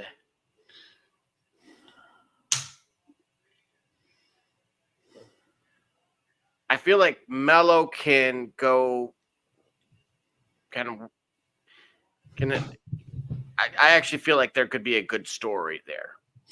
You know what? Melo and night, a program going into WrestleMania, I think is the most entertaining. But if we look in context of your question, we'll look at, all right, having the WrestleMania match, what happens? Who does it benefit best at and after WrestleMania? See, Melo and Knight, that feud, to a greater extent, to a greater extent of the feud between LA Knight and AJ Styles leading up to WrestleMania. It'll be entertaining. I think that'll be really great. But perhaps where LA Knight and Melo would kind of, that heat would kind of culminate at WrestleMania, it won't be much needed after that. But then again, the whole purpose of it is having your WrestleMania moment puts you in another stratosphere. Now you're beyond, after LA Knight, you're in that plateau of that mid to late Carter. You're nearing you're in proximity of being a main eventer pretty soon, at a live event, at a premium live event. I say all that to suggest that Fatu and LA Knight is for the purpose of what Fatu will do immediately after a victory at WrestleMania. Does that make sense? Absolutely. We ain't even give my man in the bottom left corner any love. Oh, Andrade, he's deserving, but sadly, be honest with you, what would need to happen is Andrade and Melo should have a feud now. Let's give us put them in similar circles. That'd be a great opening card match. If you're looking at WrestleMania, well, and in WrestleMania is 2 nights now. That'd be a great match to fill up a card. Right. No, again, valid point. I could see Melo in, having that in maybe Survivor Series with LA Knight. I have a feeling he won't have a belt. See, I'm going to tell you something too. His name is Solo Sikoa.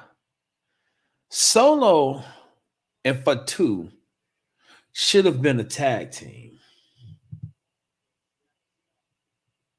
Not now, because the fracture has already happened. You would need a DeLorean and a flux capacitor in order to make it happen properly. Right? But they should have been a tag team, because I certainly see them and then feuding with the Usos in that way. Being tag team champions, dominating, being the heels to the Usos, and then dominating the other tag teams. That makes a lot of sense. But they've already kind of moved them on. But I think that's the missed opportunity that I don't necessarily know it'll come back to haunt them, but it is certainly, I think, a missed opportunity. Yeah, I can't disagree. Something I want to get into before we get into tonight's Raw was actually what led up to it abruptly and kind of stole the show, which is this from Samantha Irvin. And again, this is a quote from her Twitter page. WWE Universe, my time has come to an end as your Monday Night Raw ring announcer. I love you all tremendously, and this does not mark the end of my art. I have a lifetime more to share. Thank you to every WWE fan who accepted me. To the women's locker room, you are the most incredible group of people on the face of this earth. I am beyond proud to be your colleague and friend. And then she, again, goes on to thank, the camera crew and of course, Hunter and countless others. For context, Gully, Ricochet came out and said she's not all elite, guys, so breathe easy. And what did she leave for? Like, what did she leave for? Dude, your Wyatt guess was pretty is good, good as but mine. yeah. I mean, she got a right to leave. You know, of course she got a right to leave, but yeah, what? Did an opportunity come that she couldn't pass up? It's just, it's puzzling because I didn't see where I saw her only becoming more a part of what I would call the fabric of the presentation that you see, right? The voice that colors the memories of the live events. For us in the Attitude Era, it's JR and it's JR and the King and then Michael Cole. You get what I'm saying? The voice that's synonymous with the experiences you remember. She was I mean, she arrived at that, but I felt like it seemed like it was a lot more that she would have been able to do to reinforce and establish that the memory of her has an announcer and how important, how special that is. So, in her next projects, her next adventures or endeavors, we'll figure out what that is. But I'm really curious to see what it is because where you at? Like, that was a great spot. But she knows better for herself than I do or any of her fans do. It's just just a surprise. Yeah, I mean, it certainly, I mean, I hope everything's okay. That's kind of the scary part, right? Like, yeah, sometimes, when there's cliffhangers like that, like we always kind of want to speculate on, she's all elite, right? Like, well, remember what she said. If you want to bring that back up one more time. Yeah, no, absolutely.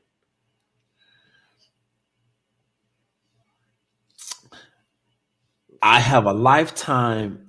This does not mark the end of my art. I have a lifetime more to share.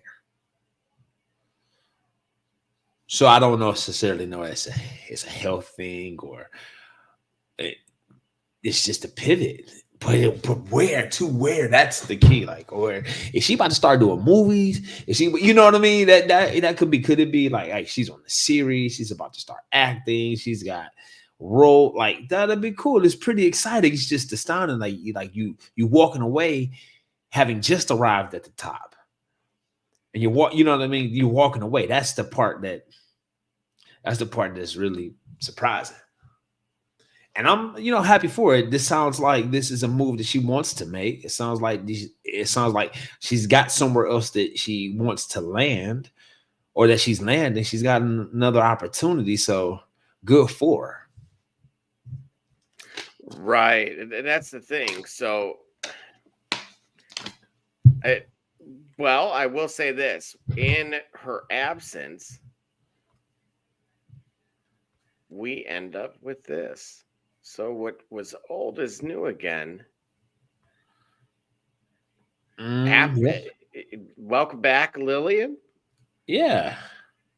It's surreal, dude, because remember, like, when I brought her up, her kind of returning and then her giving her like a quick intro. Yeah. Like maybe like 2-3 months ago. Yeah. Dude, she had come back, right? Yeah, like for a second, just like, hey, I was in the neighborhood. Right. Now I go back and kind of revisit all of it because she conveniently was available. Like, don't get me wrong. Like a private charter would have gotten her to wherever she needed to be, with the exception of like maybe 1 or 2 locations. Right. So there would have been ample time, but it would have taken that more than likely. She wasn't just like traveling with the band. Right. So, dude, just I don't know. I thought it was strange because like I didn't pull up every tweet that she like that the true duration of like it was she was thinking everybody. Okay. So it seemed genuine, but it seemed like she caught everybody off guard too. But they did the most logical thing, which is okay, call the person who knows exactly what they're doing. Mm-hmm. Even though, as I look, if I'm going to give everybody crap for a botch, then I will stay consistent in that and say, yeah, Lillian screwed up a little bit when she said contender. It's not the end of the world. Who cares? Right. Oh my gosh, she's human. It's not 2K. So, even though you can get some glitches on those games. Well, boy, yeah, boy. I've seen that LeBron bench thing circulating. Nah. Oh God, yeah. Or the Madden glitch, the Patrick Mahomes glitch. Did you see that one? What's that? The Patrick Mahomes glitch.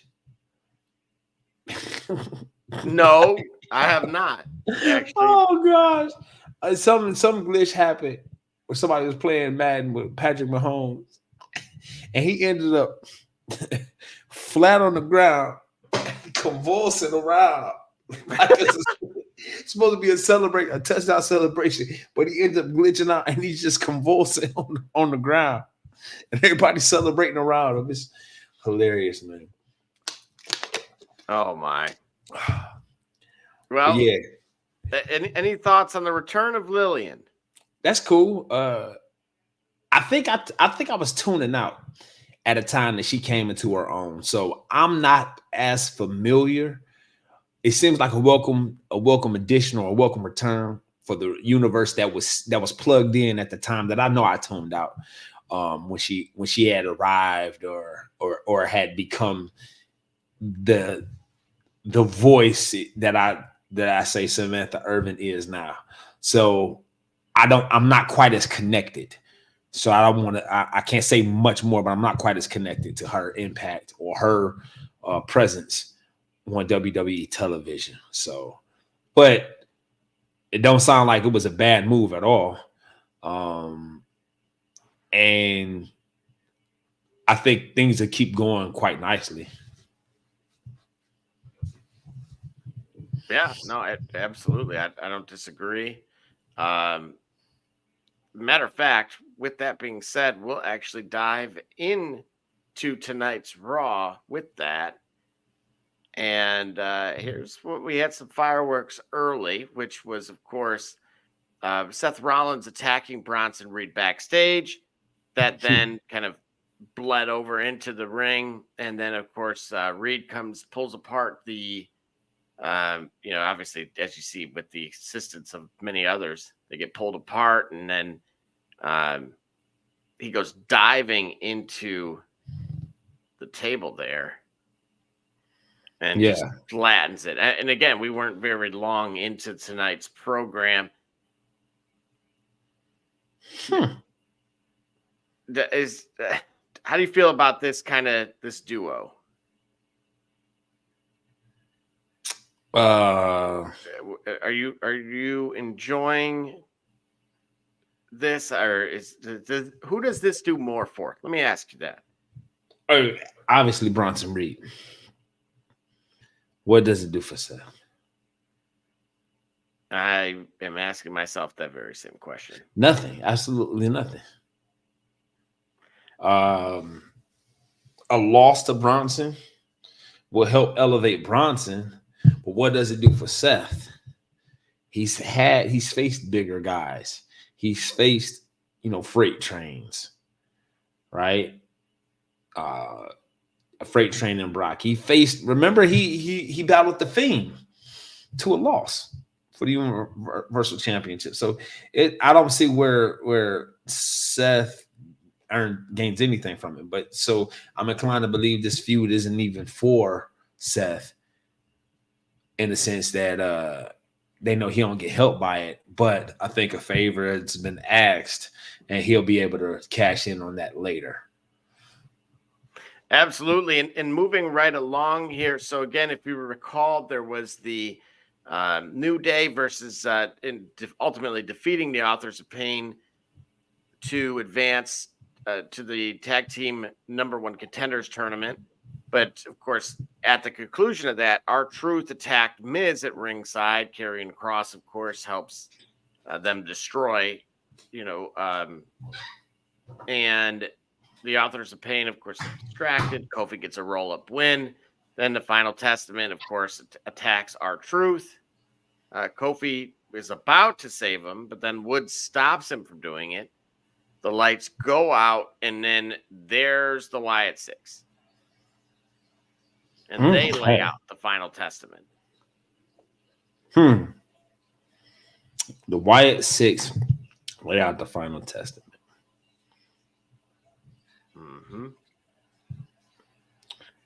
Okay. What for? I need to figure out why. Well, if you remember in some of those videos, they were dropping like, hey, you abandoned your family and that type of stuff. And then one of them, it said, there you are. And I think it was Miz that was on there. Okay. Yeah. So there's quite a few avenues here that I think they're exploring on finding a kind of the next program with as it pertains to them. Are we going to see them in matches? Well, I mean, we kind of have, but right. I think that's what's missing. Like, all right, cool. You got them back. You got them back. You got us. You got the persona. You got the momentum. But they really don't do nothing but just attack people from ringside and cost the matches. Or they don't really do nothing. Like, where's Bo Dallas in the IC title picture, in the US title picture? Or where's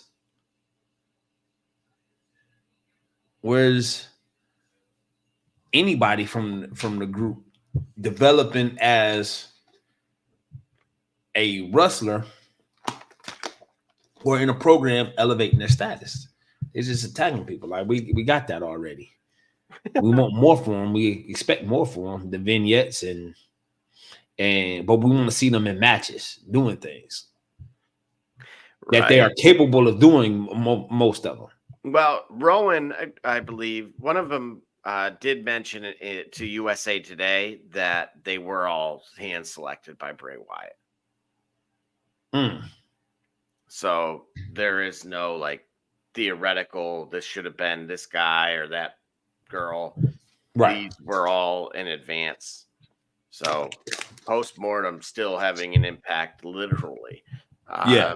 But to your point, unfortunately, what to do with them, I think it really does speak to his void because Uncle Howdy isn't the Fiend. Or it's just not Bray. So it'll be interesting. Again, we'll keep an eye on it.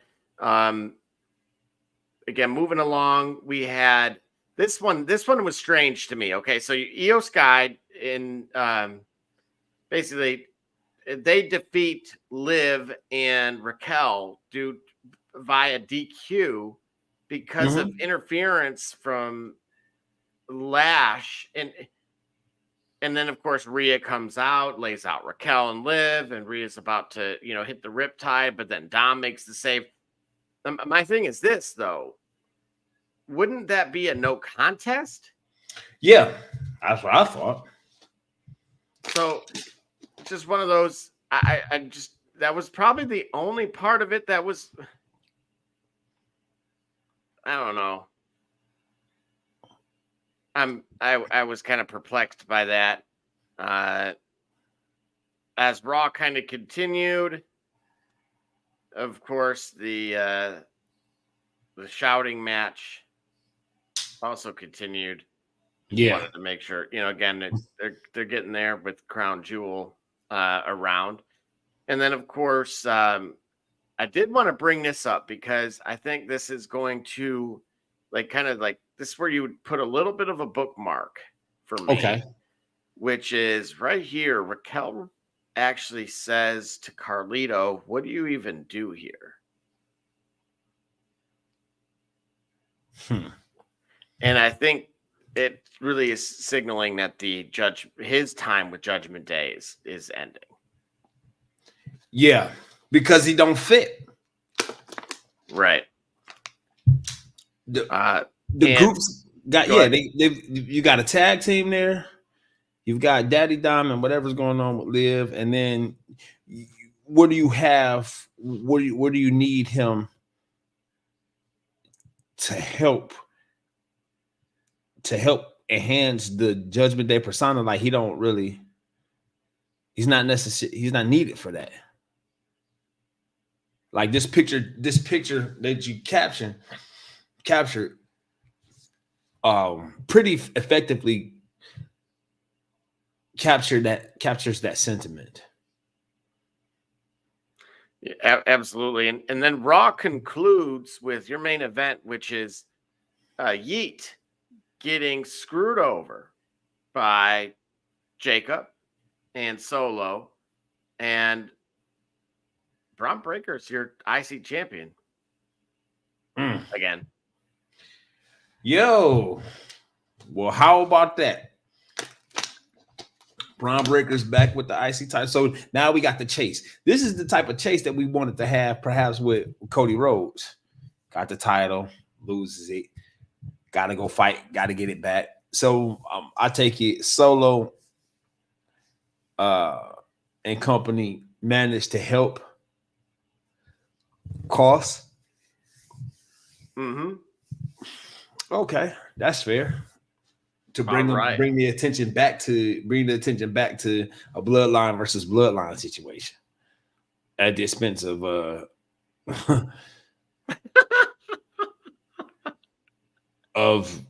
nothing like. Oh, this is all right. No, I completely agree. I'm cool with it as well. I know who won't be, which is of course Rikishi. Right. So we have our rapid fire segment next, which is going to span Raw, SmackDown, and a dash of AEW. And then, of course, we're going to conclude with Name That Superstar. All right. See you in 30. Okay.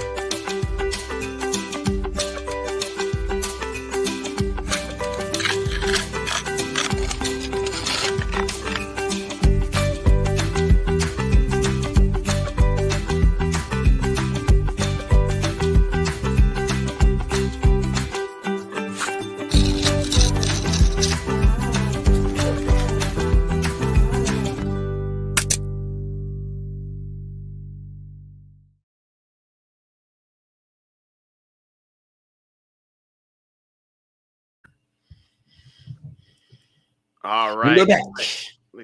Yeah, we are back. Gully, are you ready for your rapid fire segment? Let's go start the engine. Let's bring it on home. All right. So I intentionally did not show this match because it shows there what it ultimately led to, which was the LWO winning and advancing. So they next week will be going, it will be this trio here, which is for the number one contender for the tag team titles. This is the finals now, triple threat. We know Hunter loves triple threats. Maybe the only knock that I have that instantly comes to mind. So we have Rey Mysterio and Dragon Lee versus the New Day versus the War Raiders. D. Gully, who you got and why? War Raiders. Why to that? Yeah, New Day. Their animosity needs to move to the forefront of their relationship. Rey Mysterio and Dragon Lee are going to sell you on this triple threat because of the high spots that they can do. I don't expect them to win anything. War Raiders.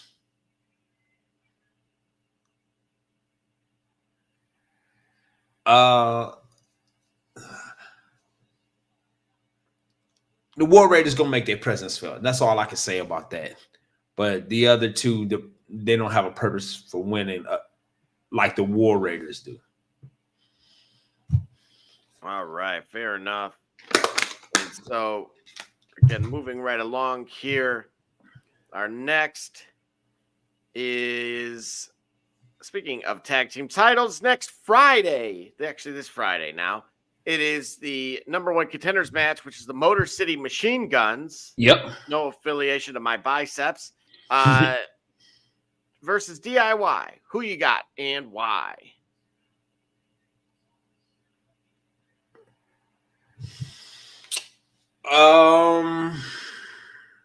Motor City Machine Guns versus DIY.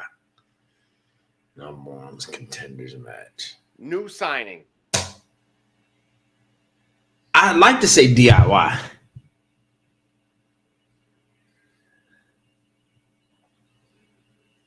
Yeah, I'd like to say DIY. Motor City Machine Guns. Your DIY. That to me, that's a flipping a coin. Flipping a coin, I call it in the air. Heads I win, tails you lose. Right. Right, but I'm gonna go with DIY. Absolutely. And moving right along, we get a face-off between Cody Rhodes, the undisputed WWE champion, and Gunther. Who you got and why? It's a face-to-face. They're not wrestling. Well, right. But who's leaving with at least like the momentum or something? Cody still has the momentum impressively.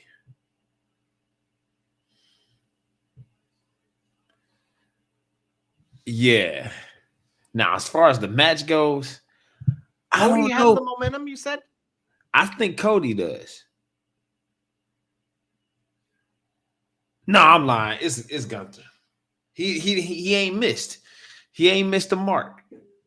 Well, I'm about to blow your mind, sir, because there is something that was not disclosed a little earlier, and I'm going to try to find it for you. Hang on a second.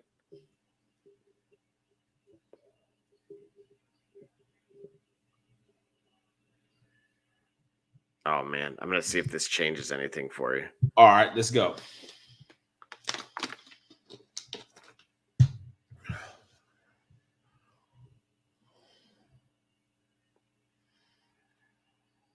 Here it is. Found it.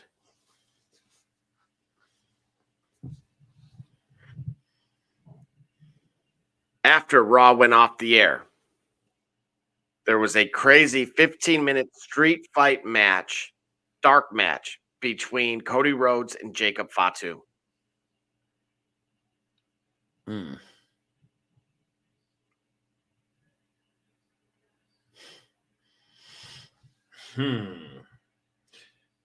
This is the part of wrestling that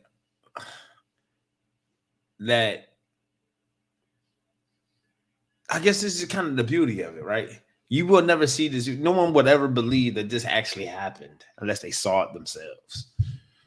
I could not make people believe that Sting had beaten Bret Hart when he did. And remember, we talked about that on that show. That's right, and it was real. And it was real. Nobody believed. Nobody believed me. Nobody. I just remember I validated your, Yeah. So when we see this is great to see because that means that this is a match that Fatu is going to get that experience and that exposure. Stop it. To eventually arrive at that main event stage, at that main event level. If not Cody Rhodes specifically, someone like Cody Rhodes, someone with that tenure and that poise and that stage presence that is needed to be a WWF superstar. So it was great. The fans got a treat to see that. But what if I told you once again that Cody Rhodes had a dark match in Greenville against Dom?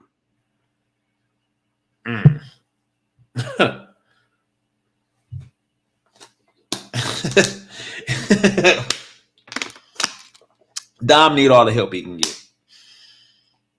No. No, you're not going to do that to him. It's more so why is the champion in the dark?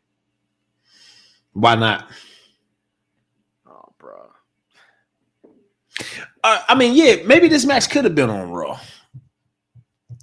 You know what it is? There's no TV angle. It ruins the television avenue.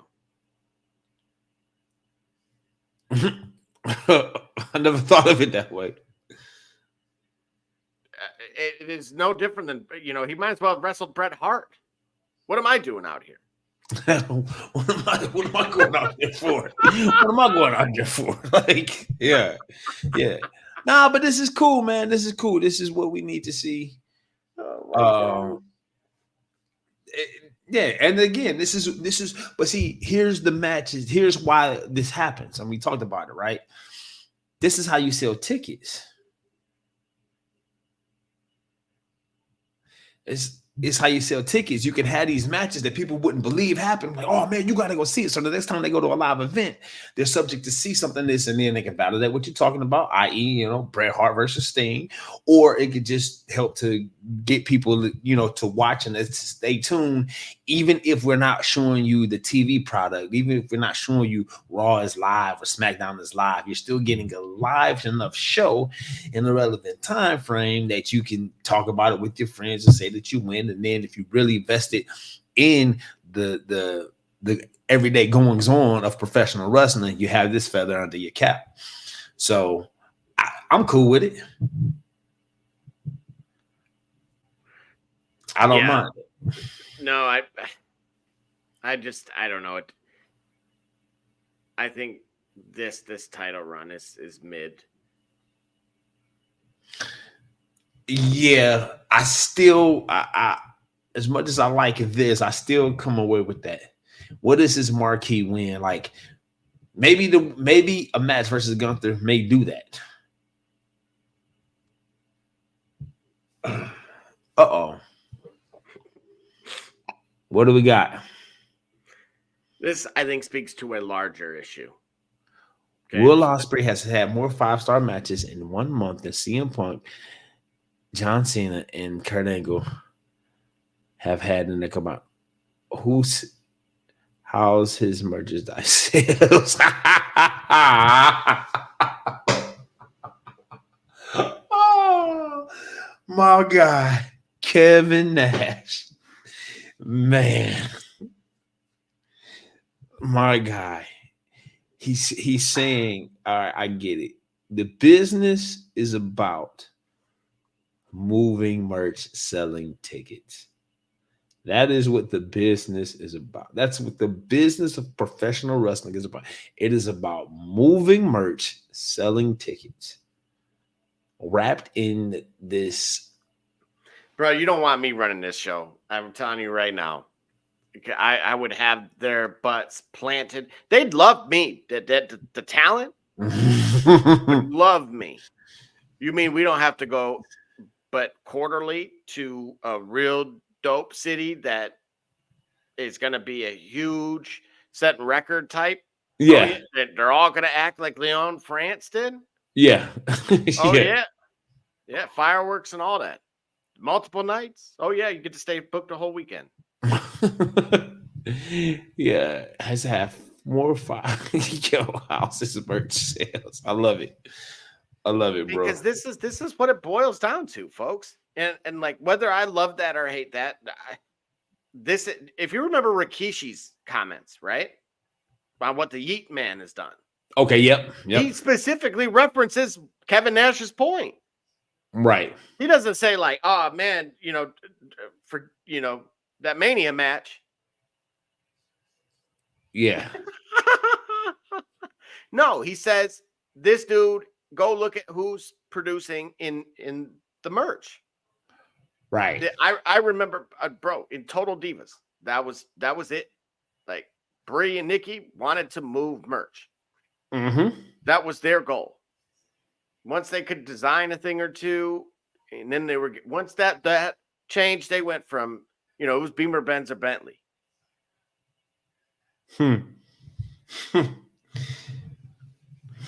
And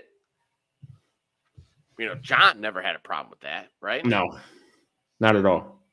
He that's why The Rock called him Fruit Loops because of all the colors. Yeah, Fruity Loops. Yeah, Fruit Loops. And what happened?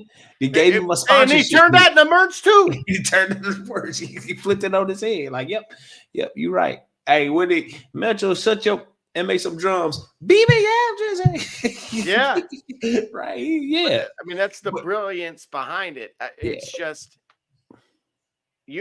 I wanted to get your thoughts on it because it's so the opposite of quality, right? You're talking about someone who really, if you took all the other profitability stuff out of it and took it for what it was, which is these are fantastic matches. It's a shame there's 5 people watching.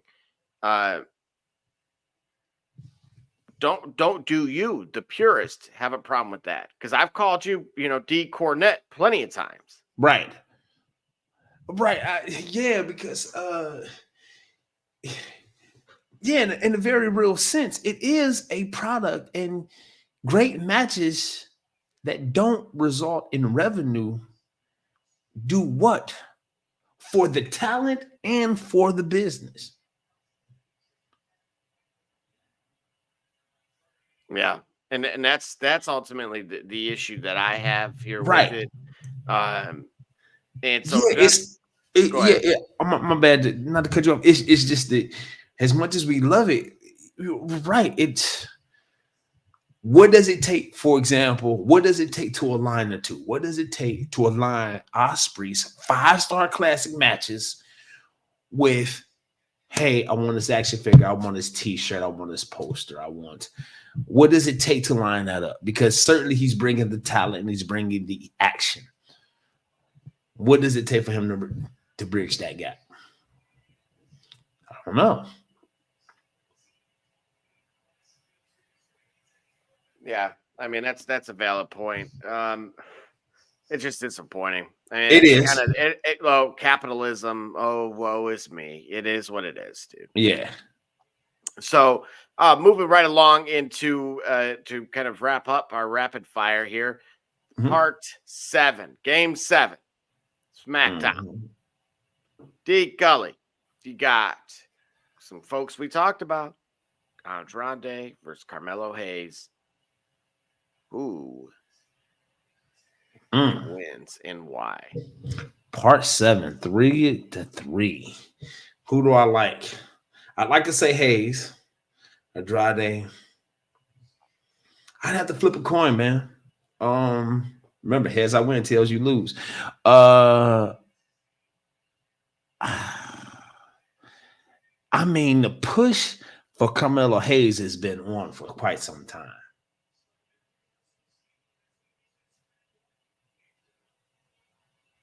All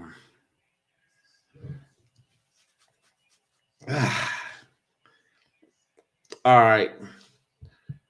Gut feeling.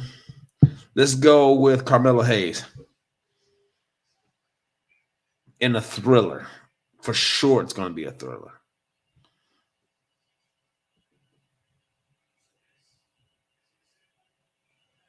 Yeah, I'm going with Hayes. Who do you got? Oh, dude. Yeah, I'm going with Hayes as well. Which will probably be why it's on Andrade. All right, for sure. Makes sense. Moving right along, because I got some breaking news in the NFL that is just a cherry on top for stuff.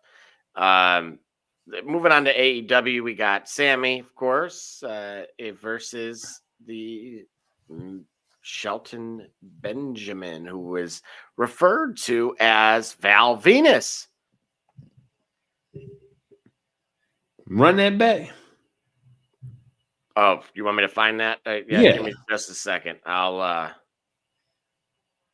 will have to go back for sure. Referred to as Val Venus by whom? Oh man, hang on. Let's see.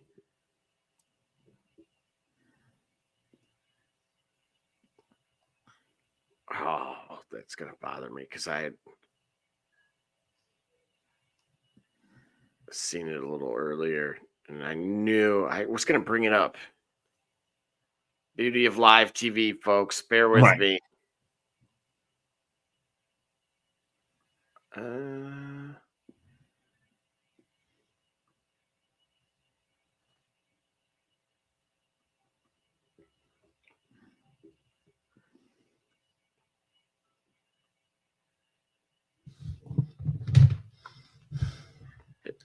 gonna try to look it up myself.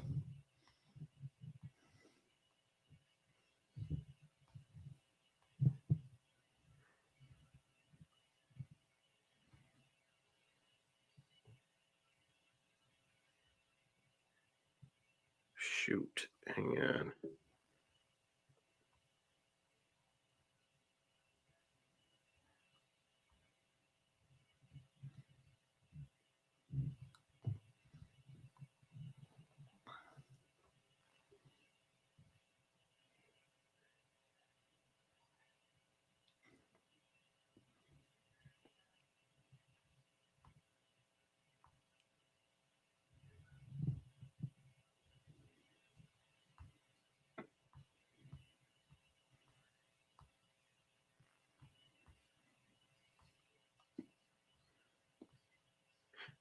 You know, in the meantime, I do want to mention that shout out to Rhino and Bob Ryder for getting in the TNA Hall of Fame. Yeah, for sure. I was going to mention that before we closed out, but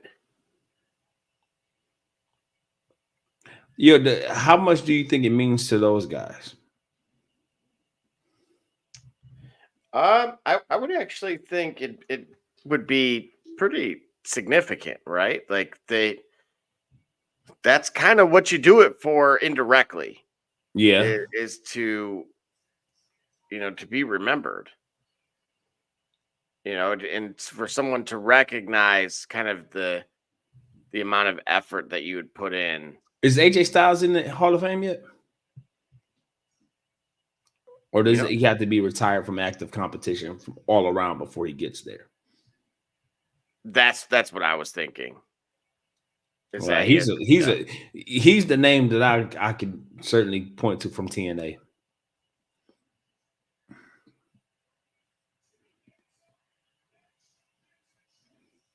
Yeah, he's certainly a name that I could think of. Yeah, but congrats to both of those guys.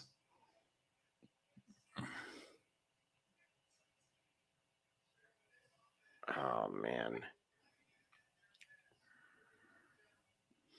Don't worry about it. We'll find it later. Oh yeah, I'm sure. So hang on, there you go. And let's see. But who was it that you'd said and why? I didn't catch that part of it.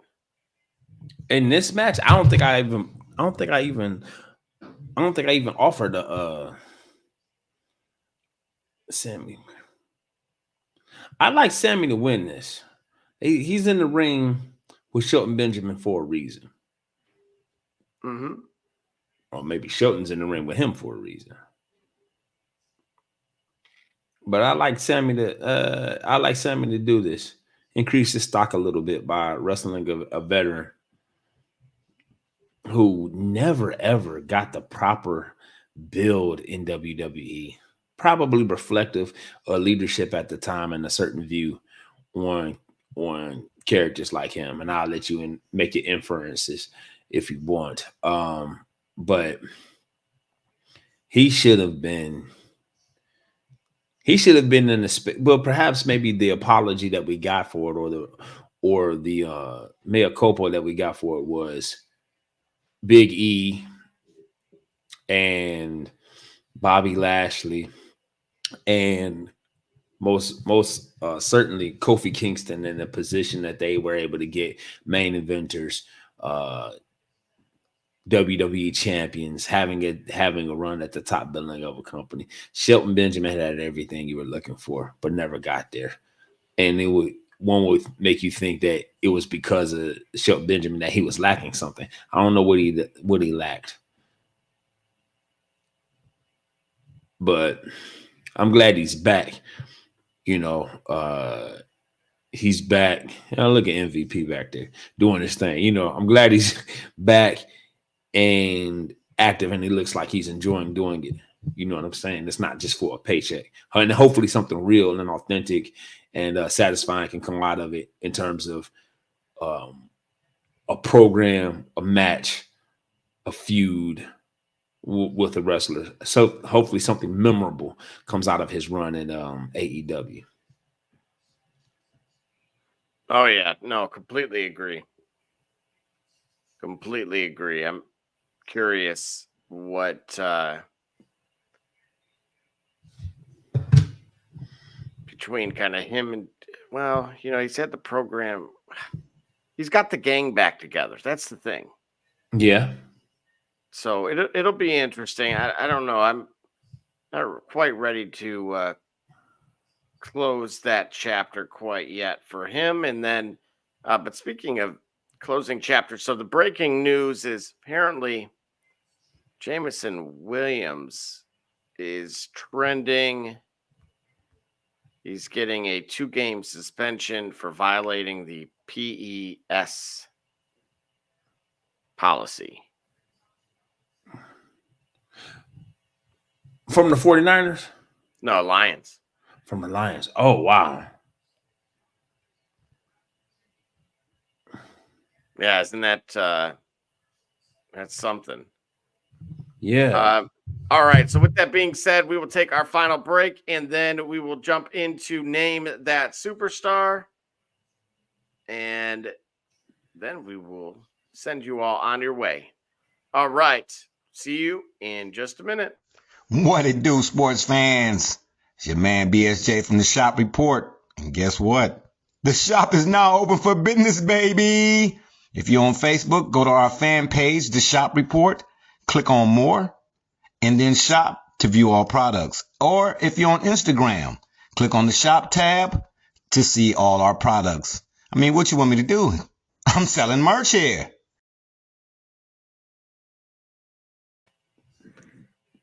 All right, just like that, we are back. D Gully, are you ready? All right, man. It's been a rough patch for me the last couple of weeks. That's right. These. So this individual did make his appearance in the 90s. So we'll keep it in the 90s at least. Mm-hmm.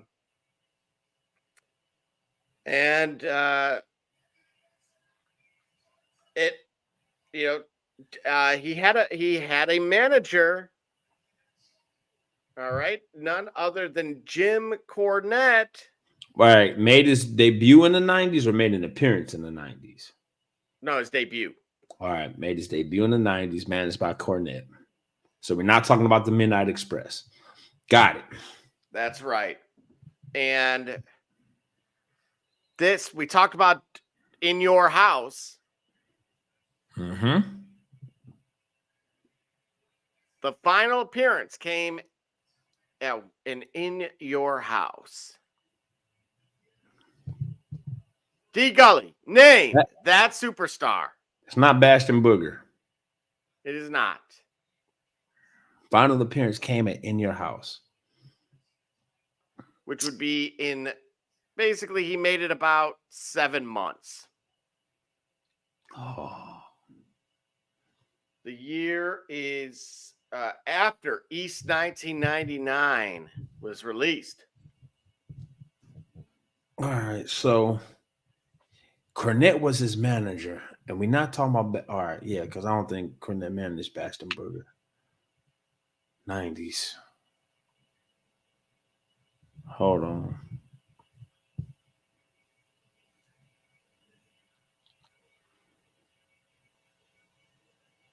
Man, I started out hot. I'm cooling off.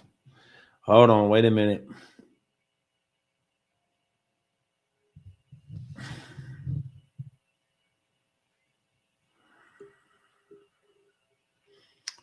'90s manager, Jim Cornette. Nah, you got to give me that one. Who is it?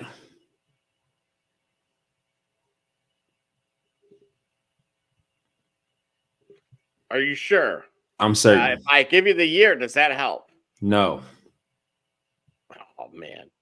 Well, you would have known it was after 1994. So the year would have been 1995, actually. Balls Mahoney.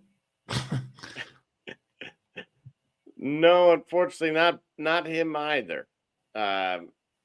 Instead, D. Gully, the superstar, is actually Mike Halak, otherwise known as Mentor. Boy, oh boy, Vinnie Mac. Vinnie Mac, one of his what? What? Like we had to contend with that. Like we had to be like, yeah, I want to see Mentor. What? Yeah.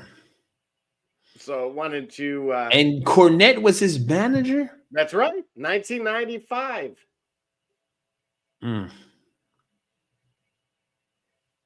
All right. Well, thankfully you got another one, right? Yeah, I do. Hostage. We got a shot of redemption here, everybody. All right, let's go for it.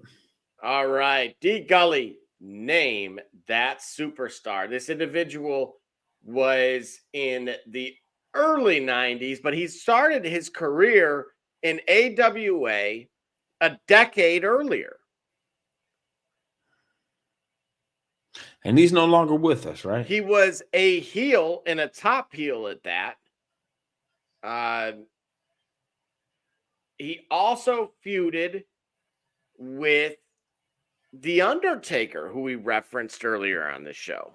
He feuded with The Undertaker or Mean Mark Calloway? No, The Undertaker. He had a feud with The Undertaker.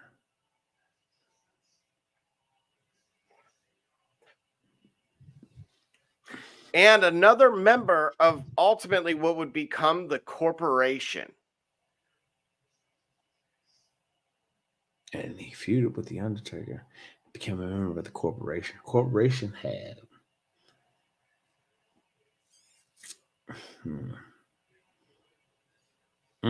and he's no longer with us, huh? Yes, unfortunately, this individual is no more. Okay. It wasn't Test. Oh, wait a minute. No, I'm sorry. It was the last individual, I thought. The Mantar passed away last year. Oh, see? So this guy's still around. Yeah, this guy's still kicking. All right. I feuded with The Undertaker. Notable feuds with The Undertaker. Yeah, member of Corporation. And not the corporate ministry. Corporation. Not Nails. Nails. You are redeemed, D. Gully. That absolutely was the first individual. Sensational. He was once managed by Sensational Sherry Martel. Yes. And then, of course, debuted in WWF as Nails, an ex-convict who was abused by none other than the prison guard, most notably known as Big Boss Man. Right. After feuding with Big Boss Man, he, of course, got another push, feuding with Taker. And, however, his career was cut short with WWF after he was violently attacking Vince McMahon in his office, choking him over a financial dispute. Yes. Yes, that is in fact Nails. Man, I was on a skid, bro. I was on a hitting slump before I caught that change up right across the plate. Right down Broadway. Yeah. Before I Juan Soto that joint. Oh man, Juan Soto. Oh gosh. If you're a Guardians fan, you hate to hear that name, Juan Soto. Well, yeah, believe me, as a Tigers fan, I could give you a whole. Oh my gosh, Juan Soto, man. Every night. Every freaking, like, how is it every night? Every night, bro. Yeah. No, I feel. Hey, look, I understand. David Fry did his best for you guys. I can tell you that. Yeah, he did. Yeah, he did. did. It would have helped if we would have had more than one starting pitcher. You know what? The thing idea. about, you see here, the thing about baseball. The trouble about baseball is, even though football is similar, football can be similar, but in baseball, there is no guarantee that a team that is dominant in one year will be remotely close to dominant the next year. The Indians might not even make, they could win 83 games next season. Same team could win 83. This is possible. And I'm not just saying that because I'm thinking like, oh, this is Indians history or this is how I go. No, this is the trend for baseball, period. Like, unlike any other sport, like a team could just not click next year. And then what do you have? But like, you know what I'm saying? In football, it can tend to happen, but not like baseball. Some of those teams like the Dodgers, they can win 100 games every year. You know what I mean? It can happen. Your heavyweight hitters can do that. The Dodgers can do that. The Yankees can do that. The Orioles have had a couple of good years, right? How many postseason runs did they had? Exactly. That's what I'm saying. So that's the thing about baseball, which makes it so, unfortunate as a fan. It's like, man, this is October Magic. They may not even sniff the playoffs next year. It's possible. And again, like I said, I'm saying it not because, oh man, this is the Indians, this is just our luck. No, it's any team's luck in the MLB, which probably is part of the magic of a team making it. Things clicking at the right time, people coming together at the right time, clutch hits at the right time, clutch saves and all. What makes a truly talented team, and getting the ball to bounce the right way or getting the ball out of the park the right way. Such a dynamic sport, lots of varying factors, a lot more than any other sport, I think, at least in the US. So congrats to the Dodgers and Yankees for making it. Congrats to the Mets and the Guardians for being the unlikely oppositions in the way of the Dodgers and the Yankees. I think oh my gosh, yeah, to think that it would be the Mets. Gully, yeah, bruh, dude, look at Godwin's ankle. Whoa. It looks like Rick James and Dave Chappelle. Yeah. Wow. Bro, he's done. They lost Mike Evans and Godwin in the same game. No way. Like the waiver, like I don't even want to. I feel terrible saying like, oh, the waiver wire, but like, bro, they were down 10 with what 50 seconds ago when this happened. They were down 10.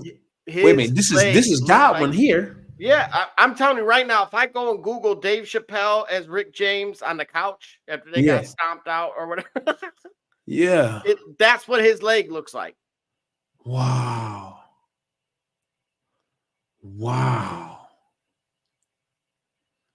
Man, they lost Mike Evans and Godwin. Dude, I'm telling you right now, if you were one of those individuals that had a ton of money, like waiver wire money that hanging around, here's your chance. I got a golden ticket.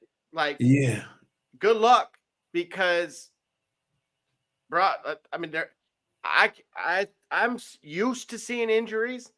Yeah. I am not used to seeing this many. Right. I mean, same game. Jameson Williams suspended. Juju Smith-Schuster hurt. Debo sick, throwing up. He's gone. Pneumonia or something. But Ayuk done for the year. Yep. Godwin done for the year. Yep. I mean, obviously, that ankle looks like oatmeal. Like, it's through. Right. Oh. I don't know the severity of Mike Evans. Right. But that's gonna be a while. And then we already talked about Deshaun Watson. Right. Oh man. This is like out of any year, this becomes more of a survivor season. Because Yeah. like now that just like you could have been 4-2 sitting pretty, and you could have literally lost. Oh, did I say Zay Flowers? Right. No, you didn't say Zay Flowers. I saw that one. Oh, dude. Oh, man. This is rough, man. Absolutely. Apparently, they both got hurt towards the end also. Who both got hurt towards the end? Yeah, towards the end of the game. Yeah. That sucks too, because the game got out of hand and then you still lose your play.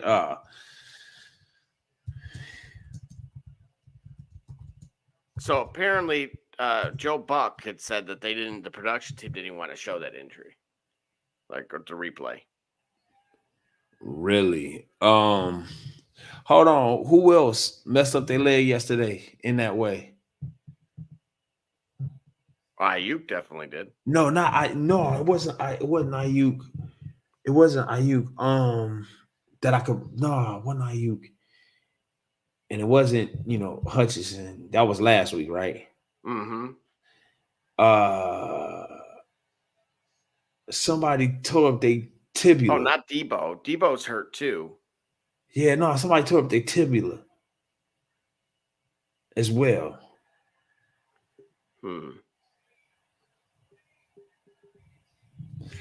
Man. Yeah, football is it's a real sport, man. These are gladiators. For sure, for our entertainment. And I want to be very careful and mindful not to give the presence of callousness when you talk about a guy who's battled back from injuries. I think me and Barbershop, we've talked about it before. We shared our sentiment on that. Like, how you be like, oh, guy, he can't stay healthy. Like, no, have you ever tried? You go through a car crash every day, every play for Sundays for somebody's entertainment, not to mention the many car crashes that you actually have to do for practice for every day of the week leading up to those games. It's a real sport. It's a real sport. Absolutely. And with that being said, anything else on your end before we reconvene on Saturday? Let's see what those ratings are at for AEW and WWE and NXT, and can you buy a vowel for me? So we'll see what those numbers are. Looking forward to some of the newer, upcoming pay-per-views and the changes to see what happens.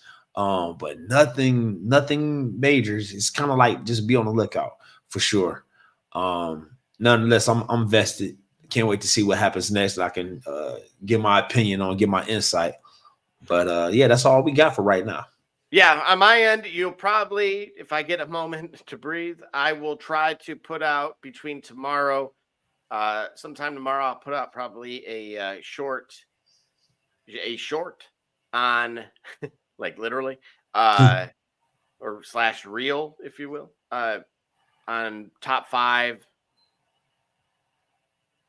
players to target for fantasy. Okay, for the waiver wire. People need that, bro. Dude, well, now my life just got even more complicated, and we were on the air for the turnbuckle. So, forget the dark matches. It was what happened when we were, in the dark over here, on the other side of things. So, otherwise, that is it from me. Thank you to those that were still, that are still with us. The numbers are actually growing, which again, we are of the people, not above the people. So by all means, you can reach us at the shopreport365@gmail.com. You can find the merch on the Facebook and Instagram store, again, at the Shop Report. And again, check me out if you want. Check us out. Check me out on the Twitch or the YouTube or the TikTok. You see the shorts there. You'll find me there with my opinion, short insights, and other surprises where you just scroll. But you can catch up with us, and we always there, for a healthy debate and you don't believe me or like what I said, tell me about it. We'll talk about it. We can holler. We can rap. Absolutely. We can talk about it on Saturday for sure. Yeah, for sure. Yeah, Saturday at 9 on the PM side, right? That's right. And if you really want to know what's going on, come to the shop. Walk-ins are always welcome. I'll